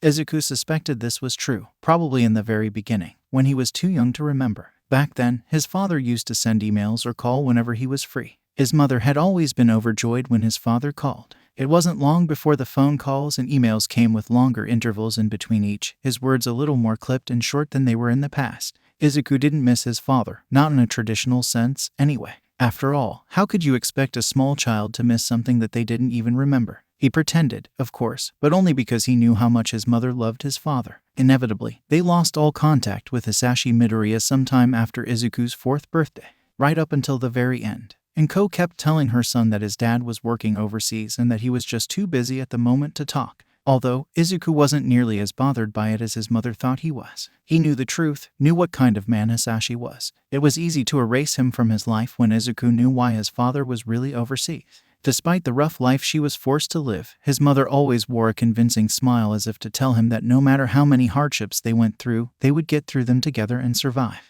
That had always been the plan. They would get through it together. Izuku never planned on leaving his mother behind so soon. He never wanted to. But life was full of unwelcome surprises, of events that stacked upon each other to create an ugly future. Now the loneliness had returned, but this time it was here to stay. It would be his constant companion through the small eternity he would be forced to witness. Even if Todoroki and Aizawa and Yamato were able to see him, to speak with him, they were temporary. They would eventually die as well, and there was no promise that they would remain by his side to keep him company in their afterlives. That was only assuming that Izuku was still around when they died. He could never ask that of them anyway. Izuku stopped his silent trek through the familiar woods, squashing down the faint tingle of pain that resided in his chest before continuing on. He knew these woods like the back of his hand. Once upon a time, he had spent countless hours exploring these woods with Kaken. They pretended they were heroes and saved the civilians from the imaginary villains, or they talked about All Might and how cool he was for hours on end. Of course, that had only been the beginning of the story. The rest wasn't as lighthearted and kind. There was one spot in particular that he was hunting for, one that only he and Kaken knew about. Even after all these years, Kaken had never brought his friends to where Izuku was heading. It was a special place meant specifically for the two of them, for Deku and Kaken. It was sometime in the late morning hours that Izuku managed to find the tree where Kaken and him had played beneath when they were younger. It was larger than the rest of the trees surrounding it. And for some reason that Izuku could never determine, no other trees dared to grow within a radius of 15 or so feet around it.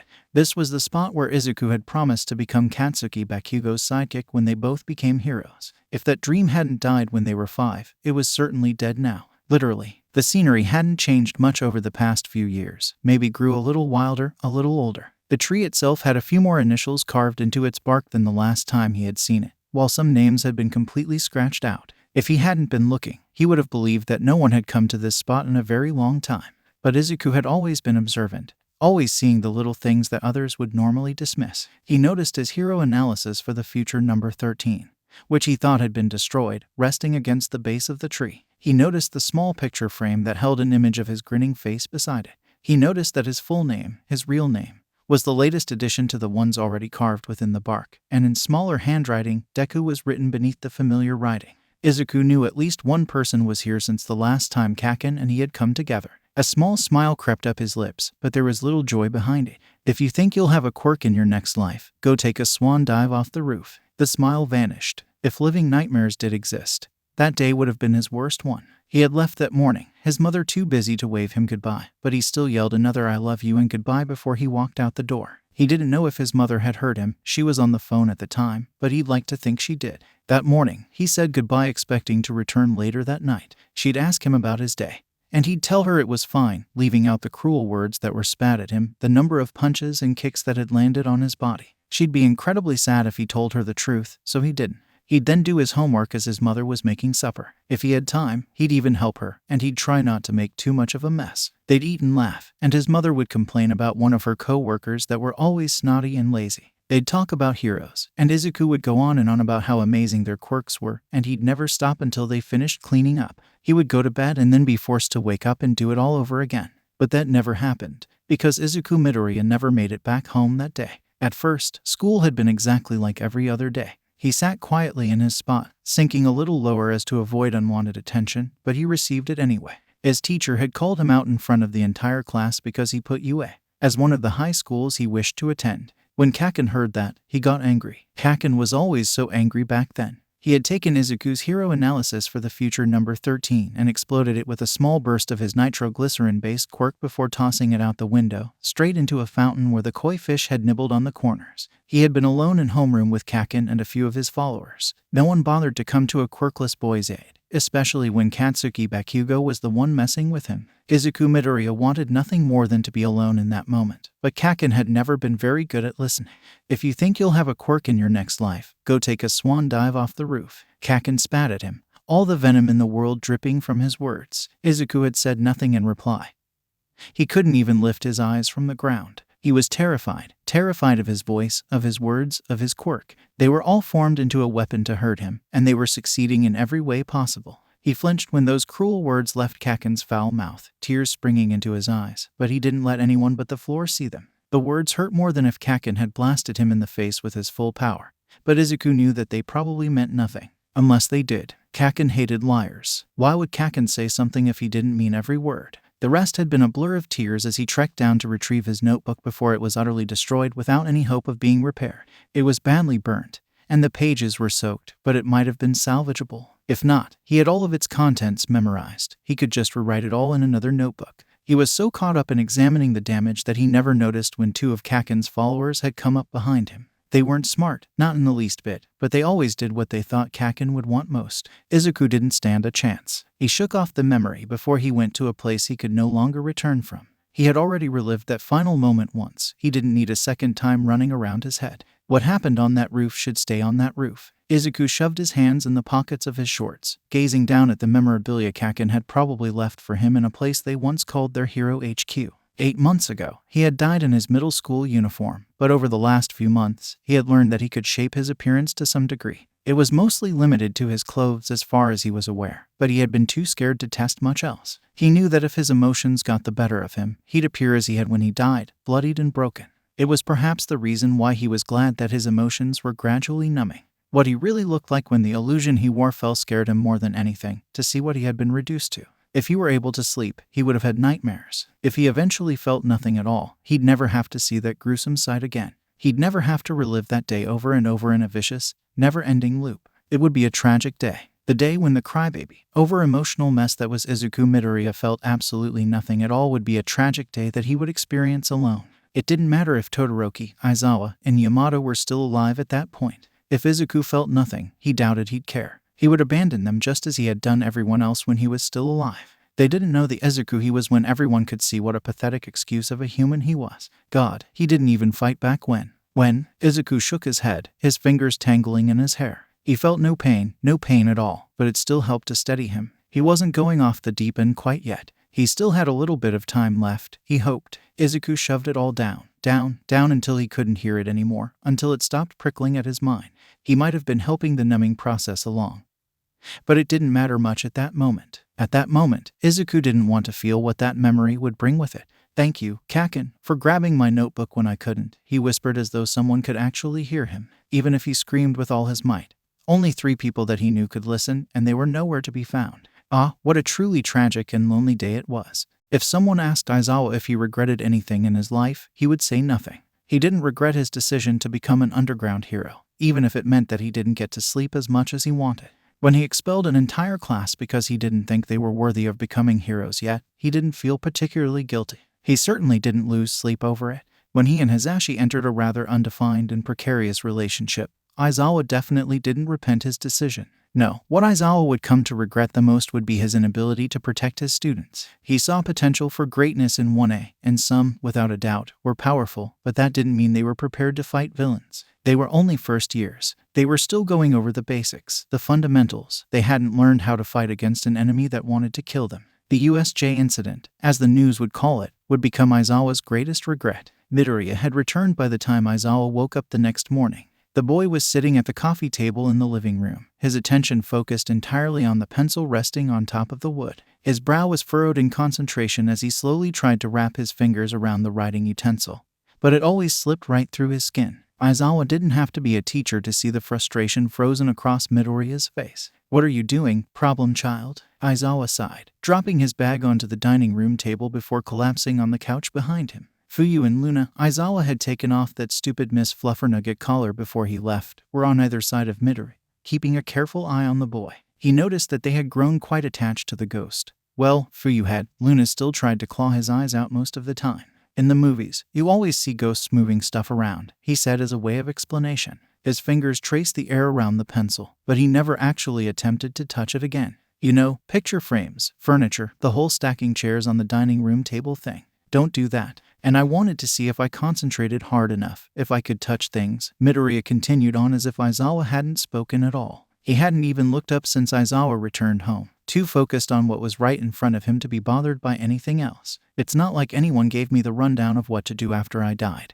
And there are no materials I can study because of the skepticism surrounding ghosts and their existence. There aren't even any other ghosts around that I can ask, or if there are, I can't find them. The probability of me being the only one is very low, impossible even, but I haven't seen any trace of any other since I died. All I can use as a reference are movies and stories, but they can't all be reliable or realistic, so I just have to figure it all out on my own. It would require more time than I'm comfortable using, but if it's possible, I should try." Aizawa listened intently, despite how the boy's ramblings quieted towards the end into soft mutters. It was as though Midoriya had forgotten that he was actually talking to someone other than himself. He wondered if it was due to the lack of communication with others since his death, or if this behavior had been around for a lot longer than that. Whatever the case, the kid seemed to be accustomed to bearing the burden on his own. He would have offered to help the boy find answers, but Aizawa knew that he was useless in this situation. He may have been a teacher, but he wasn't trained to teach kids how to navigate the afterlife. Have you ever thought that maybe you just aren't looking in the right places? Aizawa challenged, crossing his arms over his chest.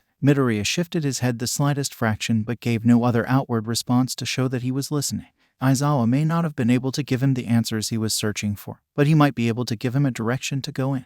Have you considered that some ghosts are blending in with ordinary people? That the reason you can't find them is because you're looking for the obvious when they could look like everyone else? Aizawa watched the back of his head as the boy remained oddly quiet. No words were spoken for a handful of minutes as Midoriya silently processed his words. The underground hero thought that he was mulling over them, but in all actuality, something else was raging within Midoriya's skull. Something that Aizawa would never be able to understand because he was still alive. He still had a future ahead of him. Midoriya completely shifted forward, the way he was before Aizawa returned home. His attention returned to the pencil resting on the table. Or perhaps they just don't realize that they're dead yet, Midoriya suggested softly, reaching out for the pencil once more. Aizawa knew that something was wrong. He noticed the subtle change in Midoriya. The way his tone dropped a little lower than usual, the avoidance of eye contact, everything was pointing in the same direction. There was a heaviness in the atmosphere between them that hadn't been there moments before. "What's the problem, kid?" he asked as Luna swiped her claws across Midoriya's face, only to have her paw pass through his body like mist. "Hey, Mr. Aizawa," he began, finally turning around to face the pro-hero behind him. His expression was indifferent, but his eyes were another story. They were bright with curiosity, a youthful thirst for knowledge that probably got the boy into a lot of trouble. Are you scared of dying?" For a moment, Aizawa completely blanked. That was not where he thought the boy was going, and he had been caught off guard by his bluntness. It wasn't as though the question had popped out of nowhere. They were literally talking about ghosts beforehand, but that didn't stop Aizawa from feeling like he was treading into dangerous waters. "I'm an underground hero. Death is always a risk that I face every time I go outside. And I've come to terms that I may die any day," Aizawa explained carefully, his eyes meeting Midoriya's. The boy only gazed up at him, as though his answer meant more than it actually did. "So, no, I'm not scared of death. It comes with the job description." A knowing smile plastered itself onto Midoriya's face, the scar on his cheek stretching. The curiosity dissipated from his eyes, and for a moment Aizawa thought he saw a flicker of sadness growing within his irises. He could have been mistaken though. "I agree, death isn't terrifying, but I think dying is." Midoriya offered no explanation as to why he believed the way he did. He simply turned his back on Aizawa to refocus his attention on the pencil. The simplicity of Izuku Midoriya's words were easy to understand, but the weight they carried would stay with Aizawa for a good while. The next morning, Aizawa had told Midoriya that he was taking his class on a field trip to the USJ to do some rescue training. Midoriya had waved at him, a silent goodbye. Aizawa had been expecting to return home that night, probably to the sight of Luna ripping away at Midoriya's intangible form. Unfortunately for Shouta Aizawa, he didn't make it home that night. It all started when a purple mist engulfed the lower level of the USJ, his students noticing it before him as he had his back turned towards the rest of the facility. A small army began to pour from the portals, filling the UA facility with villains, actual villains. Leading them all was a man clad in all black with multiple, dismembered hands attached to his body. Aizawa didn't recognize him, but his senses were telling him that he was extremely dangerous and they should proceed with caution. 13. Evacuate the students immediately. He ordered the pro-hero beside him as he unwrapped the capture scarf from around his neck. His plan had originally been to hold off the villains while the students evacuated to avoid being hurt. Aizawa knew that his skills weren't meant for head-on battles, but he could stall them until backup showed up. With his erasure quirk, he could spare a couple of minutes, but it all depended on his students and 13 being able to call for help. The villains had jammed their signals, leaving them unable to warn the rest of the UA staff. A portal villain had divided his students amongst all parts of the USJ, separating them. That same villain, Kurogiri was his name, was blocking the only exit. There was no escape. There was no help. 13 was out of commission. His students were scattered. Aizawa knew a hopeless situation when he saw one, and right now he was neck deep in it. He just prayed that his students were faring a little better than him. Their leader, the one with the hand fetish, rushed towards him, his pale hand outstretched. Aizawa managed to dodge the first few attacks while trying to deal with the rest of his minions. But eventually, the man caught up to him. When the villain grabbed his elbow, his entire body exploded with pain. He felt his skin and parts of his muscle disintegrating. Aizawa hissed in pain, kicking away from the man before erasing his quirk. He had been using hit-and-run tactics for a while now, and his eyes were getting dry. He couldn't keep this up much longer. More of his lackeys appeared, but Aizawa threw them around with his capture scarf, avoiding any major damage to his body. He fought to catch his breath, his eyes locked on their leader, Shigaraki. It was a mistake to be focused on only one target. "I'm not the final boss," Shigaraki growled, his red eyes almost glowing from beneath the hand that he used as a mask. Aizawa could almost see the smirk growing on the villain's face. A large shadow fell over the underground hero. When Aizawa turned, he saw an enormous beast with navy blue skin with the head of a bird, minus the feathers. Its beady, ebony eyes were dull, unintelligent, but they were thirsty for blood. The monster's brain was poking out from its head, lightly pulsing as the thing looked down at him. It was in that moment that Midoriya's words came back to him. "Are you scared of dying?" Aizawa barely had time to cry out before the beast grabbed his head, smashing it into the concrete. His goggles were ripped from his face, the metal splintering as they clattered to the ground. He felt the blood trickling down his face as his vision was dyed crimson, only to be blinded with white as the monster snapped both of his arms like twigs. He may have screamed, he couldn't remember. It was only sometime after the beast crushed his head into the ground a few more times that he blacked out.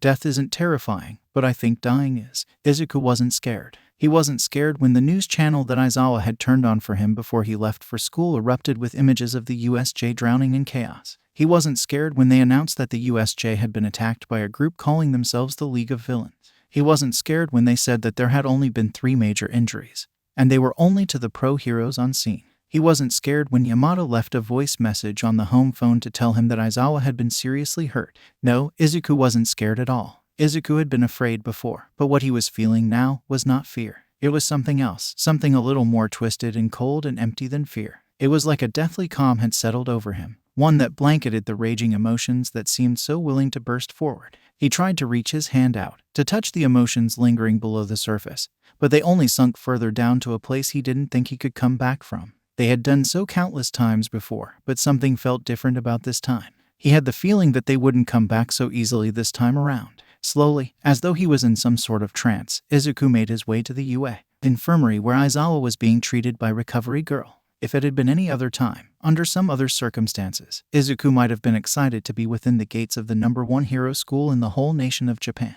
He would have taken in the scenery, gawking in amazement at the sheer size of the intimidating school. He would have before, but things were complicated now. Izuku somehow managed to hunt down the infirmary, but it took many wasted minutes of poking his head into a dozen walls to find it.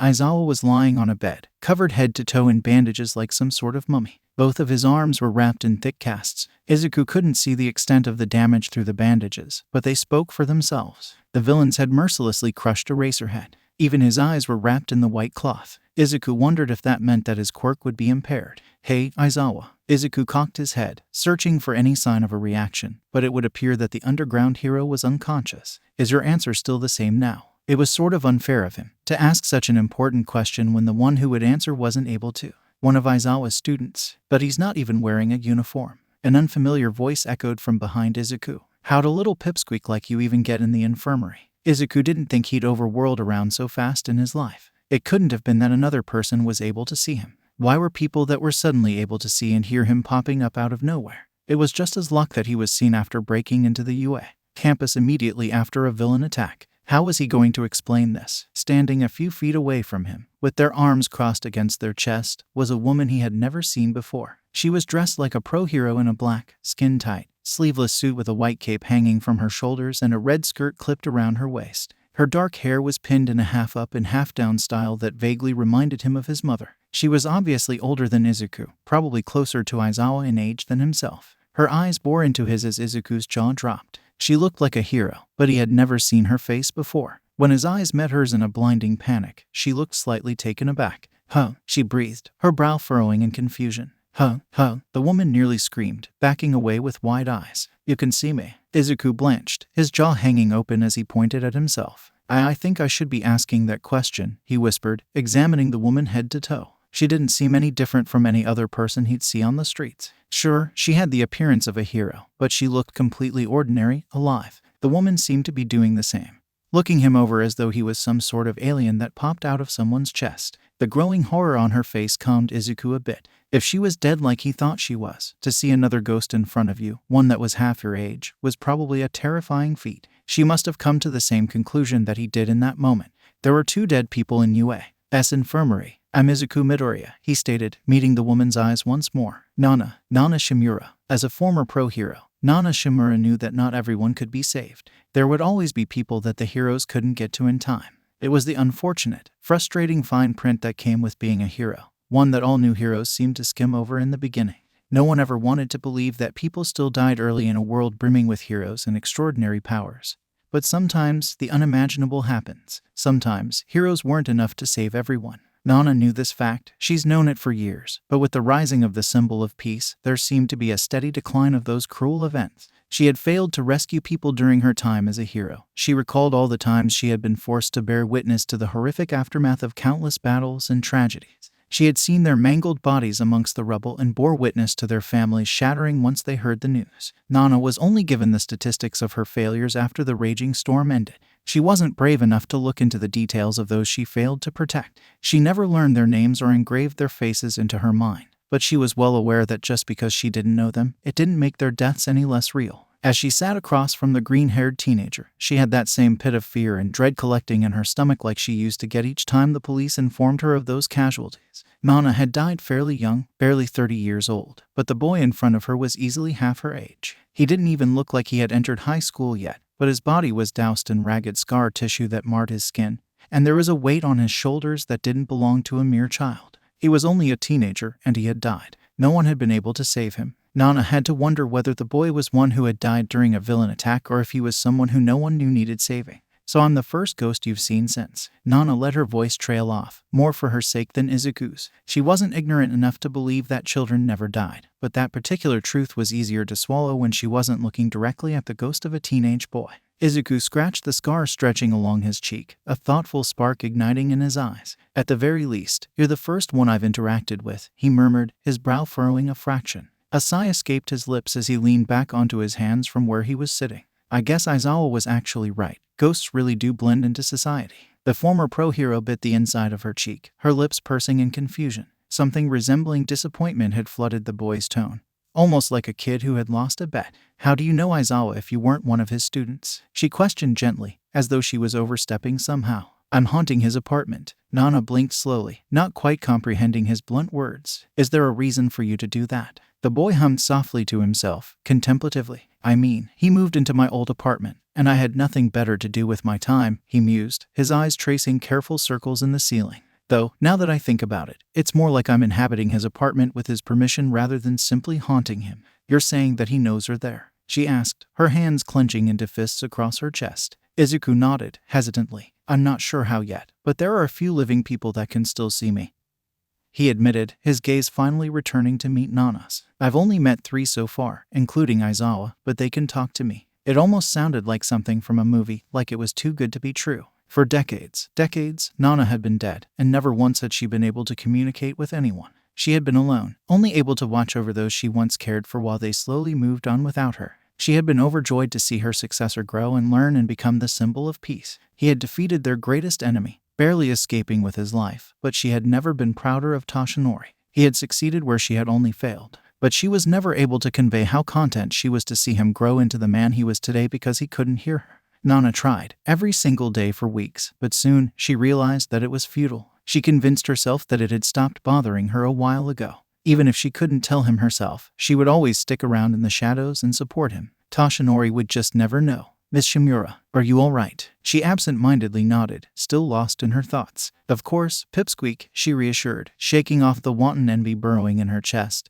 "And you can call me Nana. No need for formalities now." Izuku nodded, seeming a little uncomfortable with the request. "So, my Nana, what are you doing in UA? You weren't a teacher here. I would have heard of you if you had been. You look like a pro-hero, but I don't recognize you at all. Does that mean you weren't all that famous, or perhaps you were a new hero rising? But there haven't been any recent hero deaths in Japan lately, which must mean that you died a while ago," he rambled, his voice growing softer as he stopped talking to Nana directly. It was as though all of his thoughts were slipping free from his mind and falling into his lap in unrestrained heaps of unintelligible words. "Were you a hero when All Might was becoming a big shot in the hero community? Is that why I don't recognize you? Were you overshadowed by him?" Or maybe you were a predecessor to him. Did you die before All Might became a hero? His head shot up as though she could possibly answer those questions that she didn't even understand. His brow was set in determination, his jaw locked as he awaited the answers she could give him. Nana chuckled, brushing her shoulder-length hair behind her ear. Slow down there, Pipsqueak. I didn't understand half of that, she said, raising her hands in a silent surrender. But yes, I was a hero before All Might's rise to power. In fact, I was his mentor during his early years. Though, that didn't last long. Izuku's expression turned solemn, his teeth ripping into his bottom lip, the curious sparkle fading from his eyes. I didn't know All Might had a mentor. She smiled grimly. I died rather early on, she explained, tapping her fingers against her thighs. It's no surprise that most don't know of my existence. He seemed to hesitate a moment, carefully filtering through his words before speaking once more. If you don't mind me asking, do you know how you became a ghost? He asked, his voice oddly quiet like a small child's after they were scolded for doing something naughty. Sorry, I don't think I can give you any answers, Nana stated, pulling herself back to her feet, stretching as though her muscles were sore from sitting for so long. I'm not quite sure myself of why I'm still hanging around. How about you? You have any idea? Izuku simply shook his head. I don't know either, he whispered, his lips pursing. Isn't it usually something like unfinished business? At least, according to all the ghost stories I've heard before, anyway. Of course, Nana had heard of all the ghost nonsense before she died, but she had thought nothing of it. She hadn't actually believed in all that supernatural, horror movies crap until she had woken up upon the remains of the battlefield where she had fallen. Before then, it had all been just some childish stories intended to scare people, nothing more, nothing less. Nana never would have thought that she would actually become a part of those childish stories. I don't know what this unfinished business would be, Nana sighed, resting her hands on her hips as she gazed down at the boy. Sure, I was young, but I did what I needed to do. Izuku hummed to himself before grimacing. What if it had to do with the way we died? He wondered aloud, more to himself than to the former pro-hero standing before him. There has to be some sort of common denominator between us. It can't be all random. Her eyes narrowed. All right, she said. It was probably easier to go along with his idea than go against it. I died a fruitless death fighting against an enemy that had killed my predecessors. I had hoped that I could defeat him in order to spare Toshi All Might the pain of fighting him, but I failed in the end. Though, he was able to defeat the villain and my steed many years later, so there's that. Izuku listened intently, soaking up every word like they were the most valuable thing in the world. But there was something off with the boy. There was none of that childlike curiosity or nervous energy thrumming out of him like earlier. Instead, an unnatural calm had settled over him as he analyzed the information he had been given. A maturity unbefitting of a teenage boy acted as a cloak that hid what should have been a child. Nana was having trouble seeing the boy beneath the dark glint gleaming in his eyes, one that shouldn't have belonged to someone so young and inexperienced. If someone had told her that everything she had seen before now had been merely an act, a ploy to get past her guard, she might have believed it. What about you? How did you kick the bucket? She asked, trying her hardest to ignore the way his eyes darkened when he realized that it was his turn. Izuku scratched the back of his neck, though his expression was completely blank. He seemed to be contemplating whether or not to tell her, but it didn't take long for him to speak. He told her the truth. Nana knew that not everyone could be saved, but God, she never thought that she'd have to look at one of the victims of negligence in the eye. Izuku tapped his foot nervously, a faint thrum of panic echoing through his chest. He had left Nana about an hour ago after discussing a few more things that might explain why they were still stuck in this place. The common denominator they had been searching for had been found, but it wasn't 100% yet. They hadn't discovered why some people could see Izuku, but they decided to save that discussion for another time. They possibly had an eternity to figure it out after all. After their conversation, he had rushed out to the lake where he and Todoroki had met previously. Of course, Izuku had heard that no students were seriously injured, but that didn't help the pit of dread curdling in his stomach. After seeing Aizawa, a pro-hero, in such a life-threatening condition, Izuku was genuinely terrified to see how the students were faring. Even if none of them were critically injured physically, the mental torture would probably leave lasting effects. Izuku had faith in Todoroki's abilities. He was strong enough to get into UA through recommendation, but this was an actual villain attack. They wouldn't have shown kids any mercy, and the students were inexperienced. Thank God All Might had arrived just in time to prevent any deaths. He just hoped that Todoroki would come by the lake today like they had planned the last time they saw each other. Izuku paced along the water's edge, running his hands furiously through his hair. Death was real, and it was certainly permanent. If Todoroki had died during the attack on the USJ, then he'd be gone forever. There would be no reversing the effects. He'd disappear. All the while Izuku would stay tethered here, alone with All Might's mentor. Obviously, Todoroki hadn't died. He probably wasn't even all that hurt, but it could have happened. The possibility that Izuku's newfound friend could have died circulated in his head like the annoying buzz of a fly that refused to leave him alone. The fact that Aizawa had nearly died as well, along with the pro-hero 13, had turned Izuku into a silent, trembling mess. He forced himself to seem calm, burying the panic down beneath a hopefully convincing facade. He wasn't sure how well it was working, but it was the only thing he could do to maintain this form. Otherwise, he'd morph back into what lied beneath the illusion of an ordinary boy, and that scared him more than he cared to admit. Seeing what was underneath the perfect picture of a normal boy meant that he'd have to admit that it was all false. That the ugly, bloodied boy beneath it all was what he truly was. Izuku shook off the thoughts terrorizing his mind, continuing his pacing. He didn't have time to be thinking about such dark things. He was waiting for his friend. His friend was coming to see him, and he'd be fine and uninjured. Everything would be okay. A stick snapped somewhere behind him, and Izuku swore that if he still had a heartbeat, it would have stopped right then and there. He whirled around to see a familiar head of evenly cut, red and white hair emerging from the tree line behind him. When Izuku's eyes met his gray and blue-eyed stare, he deflated with relief. Thank God, he breathed, the fear that had been eating away at him slowly dissipating as he rushed towards his friend.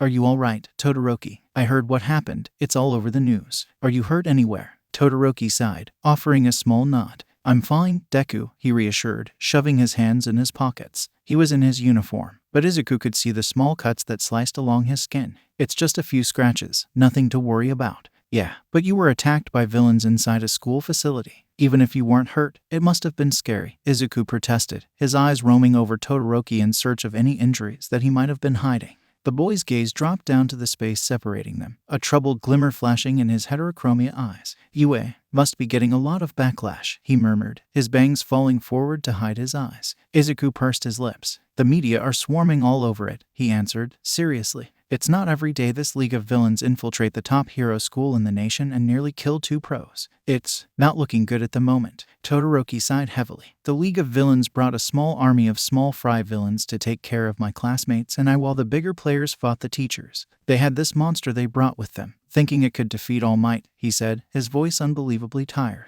I think they called it a Namu. Aizawa tried to protect us from it, but it defeated him. In that moment, he sounded so much like a scared child that Izuku felt something in his chest break for him. Izuku may have been dead, but he never had the misfortune of watching someone else being brutalized by villains, especially not someone he knew and saw every day. But Aizawa's class had seen their teacher beaten half to death. Izuku's first instinct was to wrap his arms around his friend despite knowing full well that Todoroki wouldn't be able to touch him. But Izuku didn't phase through Todoroki like he did when he embraced his mother. No, Todoroki was solid, warm. Deku, Todoroki breathed as Izuku's hands rested on his back. He could feel the smooth material of his uniform and the warmth radiating from his left side. Izuku squeezed a little tighter as though it was just his imagination, but nothing happened. He didn't slip through Todoroki's skin, even after he put his hands on Izuku's shoulders to push him away to look at his face. Izuku flinched away, staring at his hands as he stumbled back a few steps. They didn't look any different, but he had managed to actually touch Todoroki. He had never purposely tried to physically interact with someone else in a long time, but even then, just a few days ago, people were walking through him like he didn't exist. He was tangible again. But why? Did you find a way to turn off your quirk? Todoroki inquired, trying to keep the shock from his voice. But he was just as unsuccessful as Izuku was hiding his. Izuku glanced up at the boy who was gazing back with slightly wider eyes than usual. When he had gone to hug him, he wasn't actually expecting to be successful in his attempt. Izuku shook his head slowly, still lost in his daze. This has never happened before, he admitted, his jaw clenching as he forced the tremble to disappear from his hands. Todoroki's brow furrowed, taking a few steps in his direction. Hesitantly, he put his hand on Izuku's shoulder. For the first time in a while, he felt like bursting into tears. He withheld the urge, but he couldn't help the small gasp that escaped his lips. I'm not an expert with quirks, but I don't think this usually happens, Todoroki said, giving his shoulder a gentle squeeze. Perhaps you've always been switching between intangibility and normal, but you've never been able to tell. Izuku nodded in agreement, but he knew differently. This wasn't normal. Something was happening to him, and he was scared of what would come next. Yeah, maybe you're right. Izuku didn't remember much about his father, besides what his mother had told him during those rare occasions when she felt reminiscent enough to recall the old days she had with Hisashi Midori. He had a childlike fascination with quirks, sometimes spending hours analyzing a single specimen. His mother told him that that's probably where Izuku got his obsession with quirks, but he secretly hated the idea that he had inherited anything from his father. He never admitted that little fact out loud to his mother though. That would hurt her, and Izuku didn't want to make his mother cry. He wasn't his father. The only peaceful memories that lingered in his mind of his father was the look of his mother's face when she spoke on the phone with him. A gentle sparkle resided in her eyes both Izuku and Inko shared, and a warm smile lit up her face. She looked so content, so gleeful that Izuku felt his teeth rotting in his mouth. How could she look so happy for a man who had broken her? Izuku would never know. He vaguely recalled a time when his father had returned home after a few months overseas. Izuku must have been 3 or 4 then. Hasashi had been sitting in his office, the door slightly ajar as the man scribbled furiously in a notebook before typing away on his computer. There was such an intense gleam in his black eyes as he worked that Izuku couldn't bring himself to look away. It was as though the entire world was resting on his shoulders, and if he failed, then he would be crushed. Izuku never had the courage to interrupt his father when he had that look on his face. He wasn't brave enough to. Not after what happened the last time he distracted his father from his work. Aizawa reminded him a bit of his father in that respect. The recuperating underground hero sat at his dining room table, still wrapped in heavy, white bandages. Both of his arms were set in thick casts, and the same material encased most of his healing body, except for his eyes. It was only recently, but Recovery Girl had dubbed it safe for his eyes to be unwrapped, despite the permanent damage that had been afflicted to them. His face was perhaps the only part of his body that was healed enough to be seen. Aizawa was hunched over the table, gazing down at a few papers that lined the wooden surface. A hauntingly familiar, focused glare possessed his tired eyes. A sort of dark aura hung around him, and Izuku didn't think it had anything to do with how Aizawa was practically helpless without his arms. He wasn't paying attention to Izuku in the least bit, completely engrossed in the documents that were before him. The look in his eyes brought up unwanted memories that Izuku would prefer to stay forgotten. "Is there a reason why you're staring at me like that, problem child?" Aizawa suddenly asked, breaking Izuku out of his reverie. He sounded like he was annoyed, but he was too tired to scrounge for the will to be fully committed to that emotion. The boy quickly looked away as the underground hero turned his undivided attention towards him. Izuku tried to hide his scowl before Aizawa could notice, but it was far too late. The man was a teacher after all. He knew when something was troubling a kid. "What's wrong?" he sighed, a mask of indifference hovering in his tone, but Izuku could hear the small echoes of worry in his voice. For a handful of moments, he was met with deafening silence that only seemed to reiterate the wrongness of this situation. Izuku swallowed against the lump forming in his throat, keeping his eyes glued to the light trickling in from the window in the living room. There were 1,000 things that he had yet to tell Aizawa about himself, and Izuku would have gladly kept it that way had the man not took the initiative to speak first. Despite the fact that they lived together in the same house, Izuku easily knew more about the teacher than Aizawa knew about him, but that was to be expected.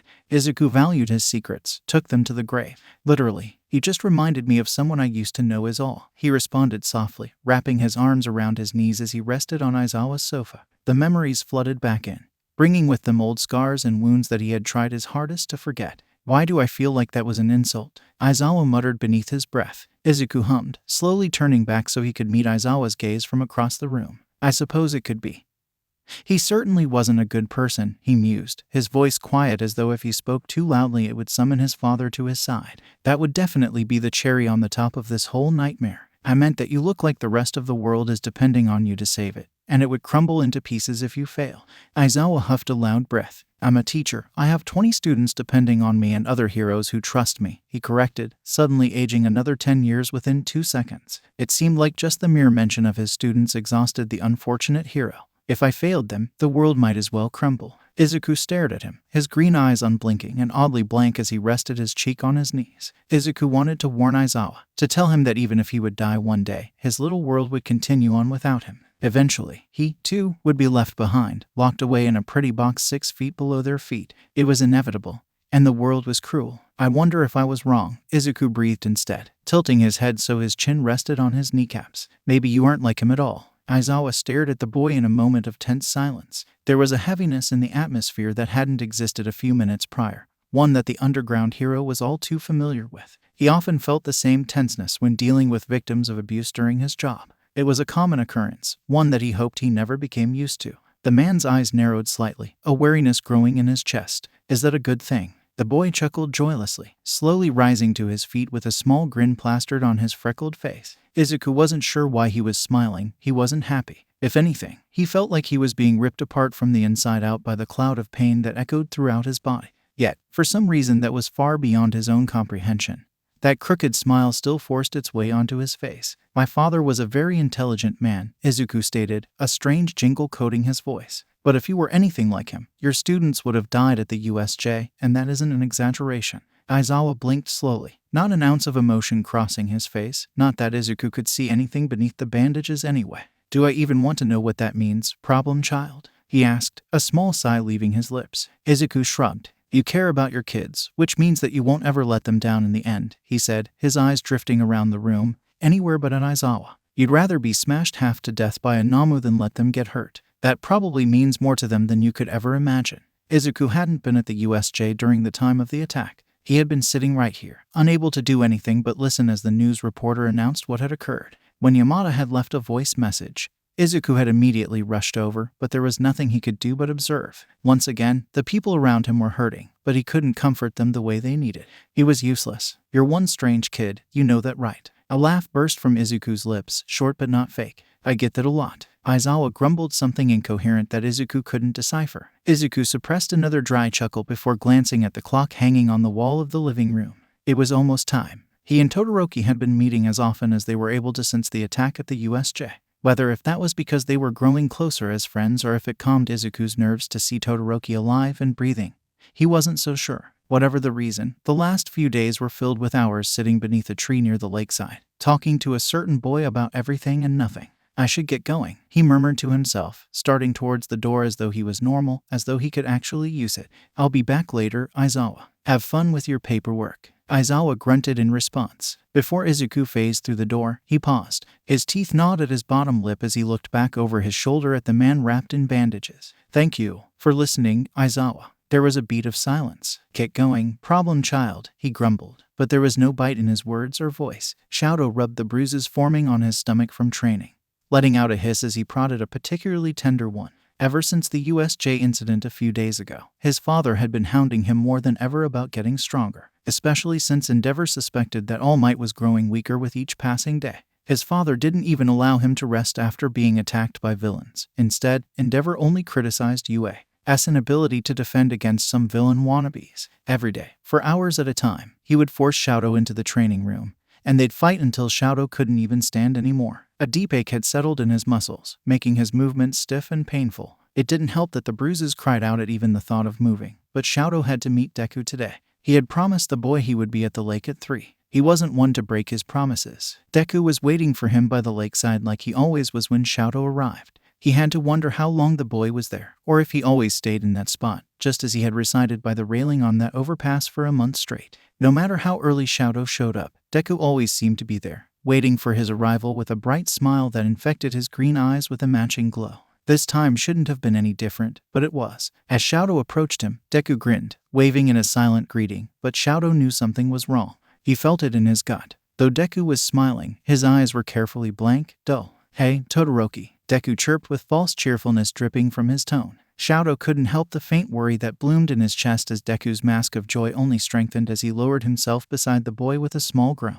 For the first time in a while, Shadow could see the lingering darkness beneath his usual persona of nerves and blinding smiles. Despite the loud protest of his aching bones, Shadow turned towards Deku, keeping his expression neutral. Deku, he began, wondering if it was all right for him to continue with his question, "Are you okay?" Deku's smile faltered for a moment as he cocked his head, the perfect picture of confusion. "I'm fine," he reassured quietly, his face softening as some light returned to his lifeless irises. "I should be the one asking you that, really. You're the one covered in bruises after all. UA must be going all out with their training regimen for you to be so beat up." Shadow knew that Deku wasn't an idiot. In fact, he may have been one of the most observant people he'd ever known. He knew that Deku wasn't stupid enough to believe that all his wounds were from UA. But he played along with Shadow's story without complaint.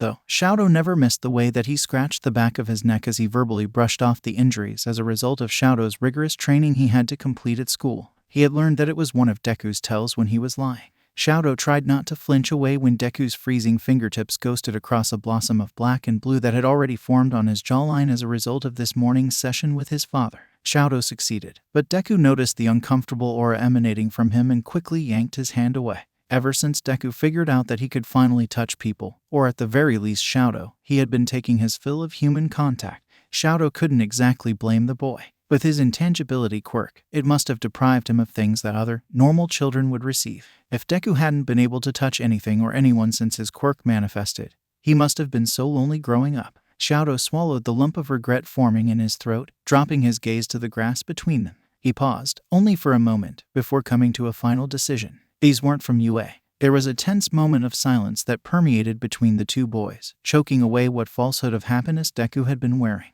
A short, tight breath left Deku's lips as his shoulders slumped in defeat. "I know, Todoroki," he sighed, his voice sounding more gentle than Shadow had ever believed was possible from another human being. He twisted his body so he was facing Shadow directly, offering him his full, undivided attention. Shadow didn't think he could get through this if he looked into Deku's eyes, so he continued to glare holes through the ground.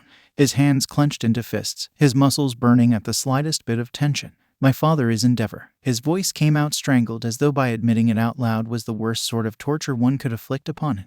He half expected Deku to cheer, to fanboy over the number 2 hero like he would All Might. It was no secret that Deku was a hero fanatic. He adored them so much that Shadow didn't doubt that he could have spent all day just talking about one specific hero. But Deku surprised him. He remained silent, waiting for his friend to continue. "He detests All Might more than anything, which is what led him to force my mother into a quirk marriage so he could create the perfect children to surpass All Might. I was the 4th child, and because I could use both fire and ice, Endeavor deemed me a success. Since my quirks manifested when I was 4, my father forced me to train under him, tearing me away from my siblings.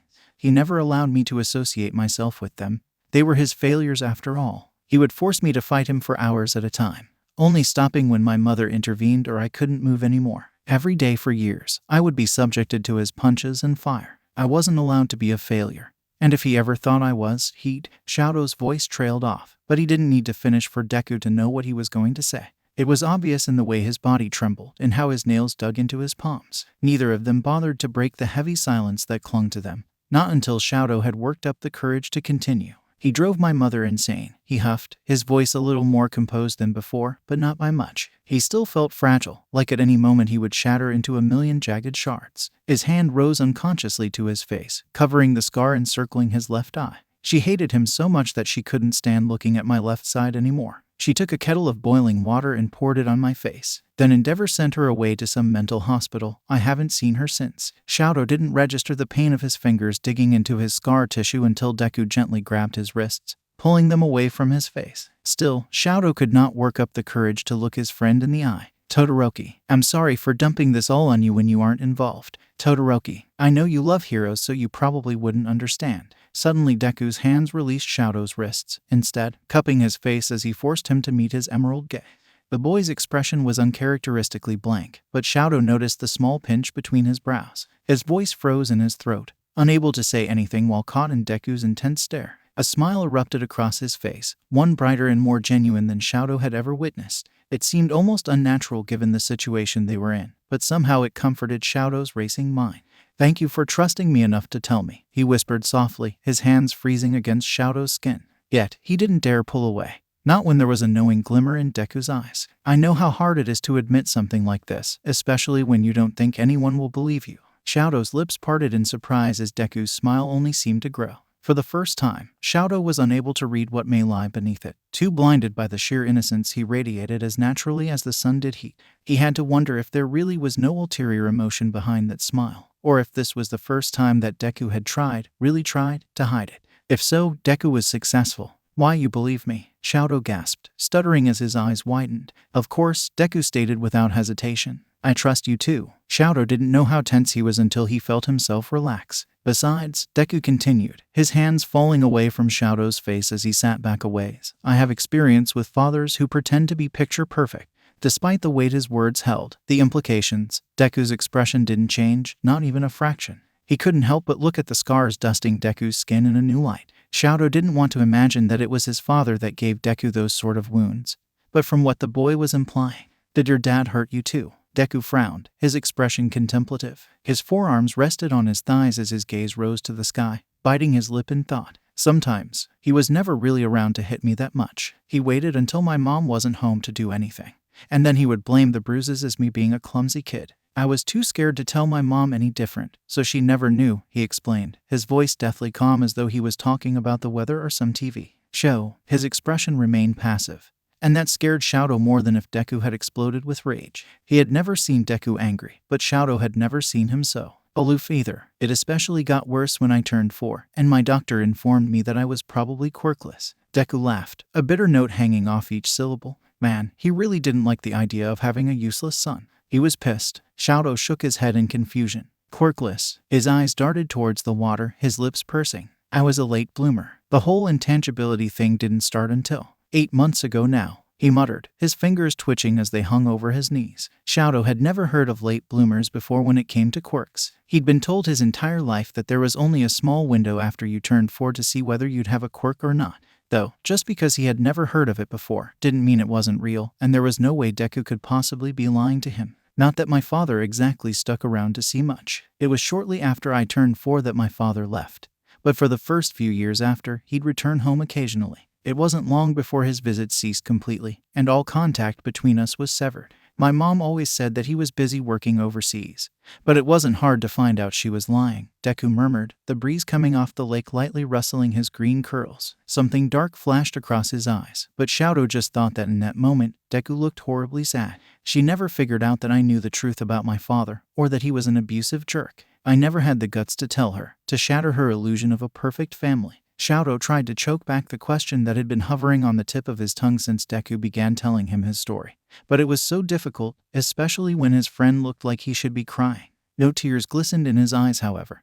There was just something heartbroken about his expression that gave Shadow that feeling. What was your father really doing? He asked, against his better judgment. If it offended Deku in any way, the boy didn't let it show. Instead, he slowly turned back to face Shadow, the weakest smile that he had ever seen plastered on Deku's face. My father's a villain. Silence. Shocked, never-ending silence. What? Deku grimaced. You would be the first person I've ever told this to. I was never able to tell Kakin that I'm the son of a criminal. Oh, Kakin is my childhood friend, well, was, I suppose, but that's a whole other story. No one but my mother and I know who my father really is. Technically, I'm not really supposed to know either. My mom tried to hide it from me, but obviously, that didn't work out as planned. Now you know and I know, and this is all just one big mess because I'm rambling and I can't stop. Oh God, if Kakin was here he'd explode me into the sun if he heard. Deku, you're muttering again. He sighed, letting his head fall like a puppet cut from its strings. I know, he mumbled, sounding as though he was resigned to whatever may come next. Shadow would be lying if he said he wasn't shocked. Shock didn't even begin to cover it.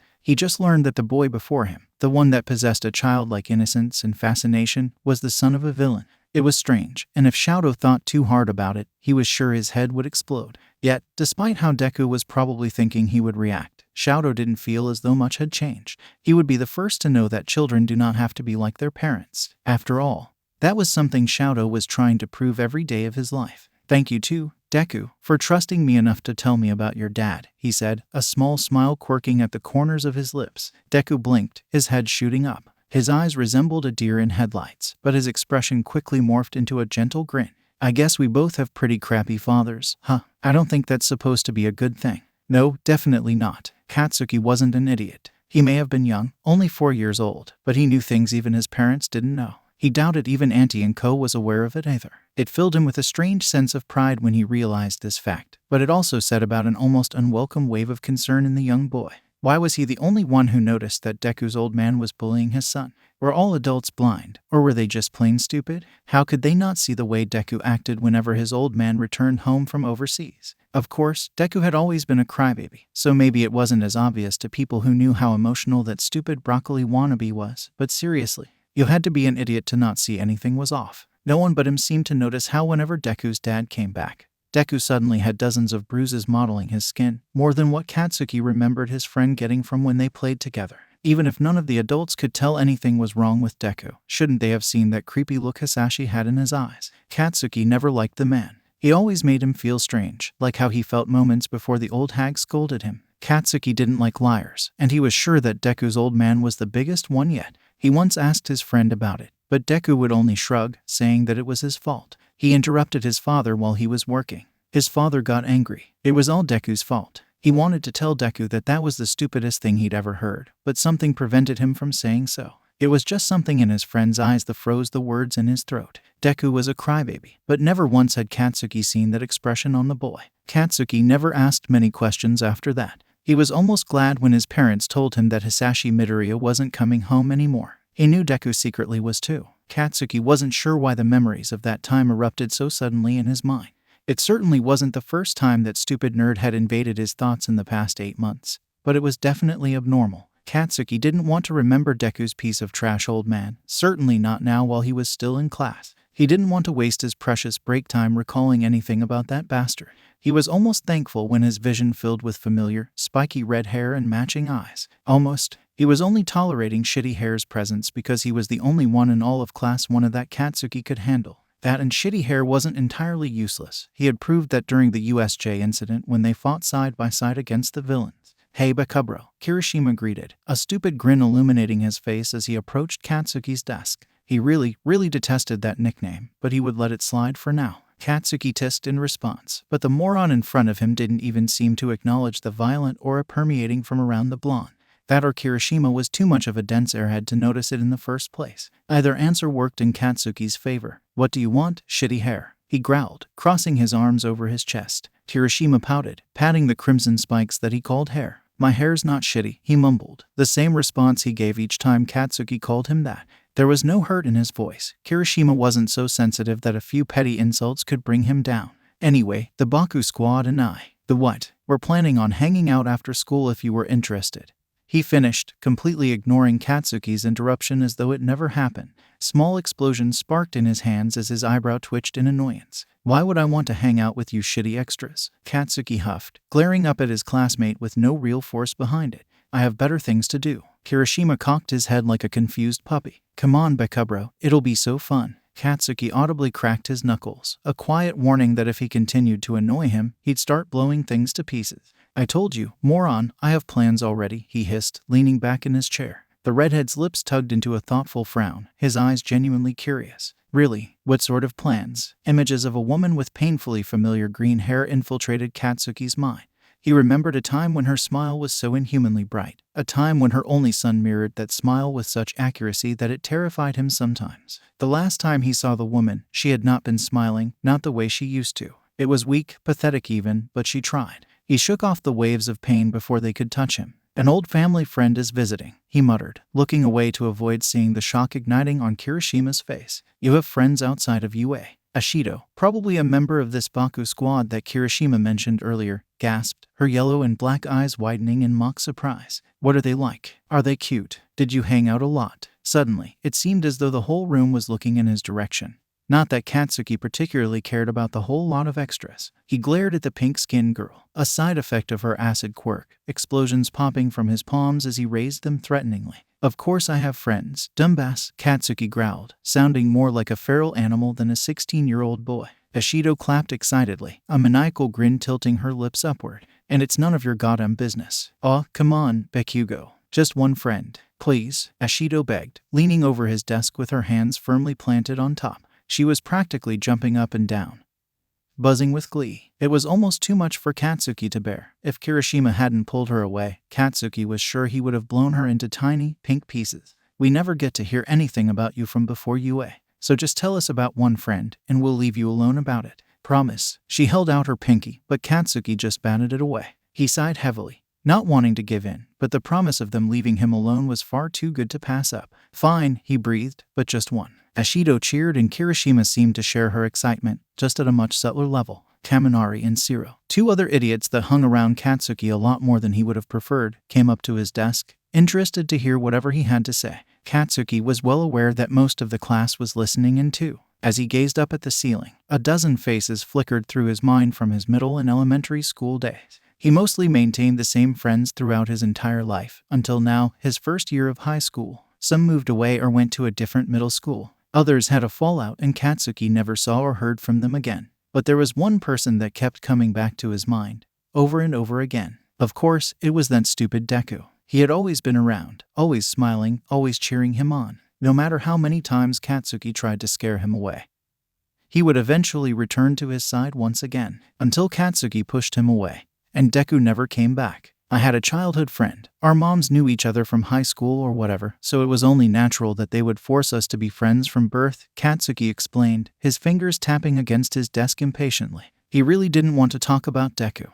Not after everything that's happened, but he thought that maybe telling someone about the green-haired boy would alleviate the guilt settling in his chest. And who knows, maybe if more people knew about Izuku Midoriya, the childhood friend Katsuki knew, then Deku wouldn't have to disappear from his memory quite so soon. Kaminari raised an electric blonde eyebrow, a dopey smile painting his lips as he leaned his elbow on Siro's shoulder. Was this childhood friend anything like you? He snickered, placing one hand on his hip. Katsuki scoffed. Of course not. The damn nerd and I had nothing in common, he spat, remembering all the days they spent playing heroes and villains in their rooms. First of all, he was a total hero fanatic that had a knack for analysis. He literally had 13 notebooks dedicated to heroes and their quirks. It was freaking creepy sometimes how detailed they were. Was that part of his quirk? Mina questioned, her eyes glimmering as she leaned towards Katsuki. Analysis, or perhaps superintelligence. It must have been pretty cool if you hung around him. Katsuki shook his head, recalling the expression his childhood friend wore when he told him the news. He hadn't been crying then, but he could remember the bags settling heavily beneath his eyes. Instead, at that time, Deku had been smiling as stiffly as a porcelain doll created to do so. Katsuki could only come to the conclusion that there were no longer any tears left to cry within the boy. He was quirkless. The entire class went silent at that. Quirkless, Ada, the class rep, repeated, his eyes narrowing behind his glasses. That's quite rare these days. Almost unheard of. Katsuki scratched the back of his neck, releasing a low growl from his throat. Before he could cuss out 4 eyes, Kirishima spoke. What's his name? Katsuki stared at the red-headed boy, his brow furrowed in what might have been anger, or perhaps something else that he didn't have the patience to decipher. Could he actually say his name out loud? He hadn't dared to speak Deku's real name in a small eternity, finding that it upset his parents and Auntie and Co. every time. So he kept silent. He huffed a quiet breath, mentally preparing himself in case anyone recognized his childhood friend's name. He seriously doubted anyone would. Deku's image had been broadcasted all over his local news for a week or so as the police investigation went on. But it quickly died out as more people grew bored of it. They forgot about someone who had been a constant in Katsuki's life so easily. Izuku Midoriya. His teacher's eyes rose from his desk as the name passed his lips, the underground hero nearly expressionless. Yet Katsuki could see the recognition fading in and out of Aizawa's dark gaze. For a moment, Katsuki wondered if Aizawa knew who Deku was, if he had heard the news stories. If he knew that Katsuki Bakugo was once friends with the same Izuku Midoriya who fucking jumped off his school's roof. It was a scary thought. Are you guys still friends? Shiro wondered aloud, his finger tapping his chin. Now that you go to separate high schools, it must be pretty hard to maintain a friendship. That wasn't the only reason why it was hard to have a friendship with Deku. It was difficult when the other person was buried under 6 feet of dirt. But Katsuki didn't say that out loud. That would be stupid of him. None of your damn business, soy sauce face. When Katsuki returned home that night, and Ko Midoriya was already in the kitchen, talking to his mother. It had been a little over a month and a half since he last saw her. A month and a half since she moved out of the apartment, the same apartment where Deku had grown up in, but not long enough to leave it himself. Katsuki wholeheartedly understood her decision, but still wondered how she could leave behind every trace of her son so easily. He had been there to help pack his things into cardboard boxes. It had been years since he last entered that room under his own accord, but it was still full of All Might merch, just as he remembered. Or at least, it had been. He had been the one to take the posters down from his walls, leaving behind stains from the years that had been up. He packed away all of the figurines and countless comics Deku had collected over his entire life. The last to go had been the 12 hero analysis for the future notebooks he kept on his shelf. The 13th one was missing. It wasn't in the fountain by his middle school anymore. And Ko had told him that if he found anything he wanted, he could take it. Katsuki chose those 12 notebooks. It would have been a waste to let all of Deku's hard work be thrown out. But that had been the last time he saw Ko Midoriya before today. She turned when she heard the door shut behind him, offering him a bright smile that resembled the one she used to wear when her son was still around. Katsuki had to admit, she looked better than the last time he'd seen her, happier, or at the very least, not drowning as much in her grief. He still caught traces of it in the bags beneath her green eyes, but it wasn't as prominent as before. Maybe leaving that tiny apartment behind had been for the best. Hello, Katsuki, it's good to see you, Ko said, her smile filling her voice with a soft warmth. Katsuki didn't return the smile, but he did attempt to soften his expression, even if it was only a fraction. You too, Auntie, he mumbled, glancing over at his old man who was sitting in the living room, watching the news. He wanted to avoid all the mushy stuff for as long as he was able to, so he sat on his sofa beside his dad, staring at the images flashing across the television. The saddest thing about it all was that Katsuki was experienced enough to know when something was about to go wrong. Every time something seemed perfect, as if everything was right in his little corner of the world, life would throw him a curveball that destroyed that tempting illusion. When Deku promised to be his sidekick when they were little after they both manifested their quirks, Deku found out that he was quirkless, that he could never be a useful hero. That had been the first curveball. The second came in middle school. He was popular, strong, better than everyone in that entire school. He was accomplishing great things. He had the top grades, the best quirk, everything he could ever ask for. Then someone he had known for his entire life was suddenly and permanently gone. And Katsuki was left with more questions than answers. By the age of 15, he attended the funeral of someone he had grown up with, someone he knew every secret of. Or so he thought, judging from what the police said. And now Inko was finally getting back on her feet after the tragic death of her son. She seemed to be taking the first step in moving on. And she was already showing some minor improvements. Katsuki didn't want anything to stand in the way of that. But this, what, the actual hell, this would ruin everything. Aizawa wasn't surprised to see Midoriya sitting in the living room, his eyes glued to the local news on his TV. When he got home later that night, what surprised him was how Luna, or Miss Fluffernugget as Midoriya adamantly called her, was nestling into his side, his scarred fingers trailing along her fur absent-mindedly. What surprised him more was recalling what he overheard in class today. "I didn't know you knew Katsuki Bakugo," Aizawa stated as a way of greeting. He set his bag on his dining room table before walking into his room to quickly change into some more casual clothing. "Katsuki Bakugo," he heard Midoriya repeat as Aizawa pulled a black, long-sleeved t-shirt over his head, confusion leaking into his tone.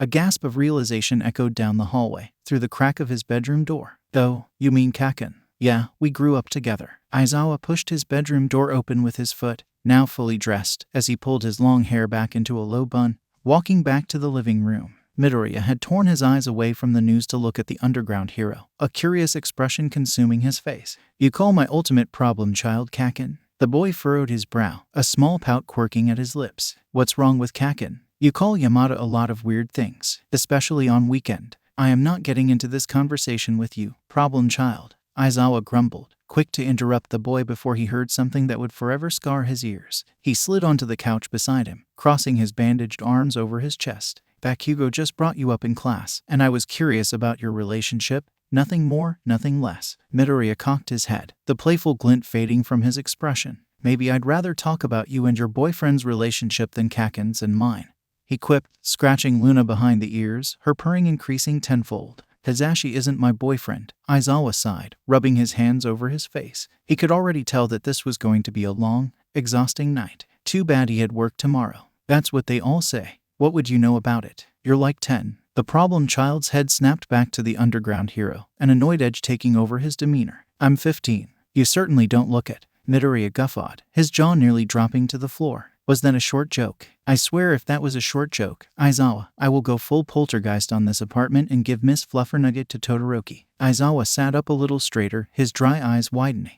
"Todoroki, as in Shadow Todoroki?" he asked, watching as Midoriya avoided his gaze with a stubborn determination only teenagers possess. "Since when were you two friends?" "That's the part you're worried about," Izuku questioned, his eyebrows raising. "I have lots of friends. You, Yamada, Kaken, Todoroki, Nana, Shimura."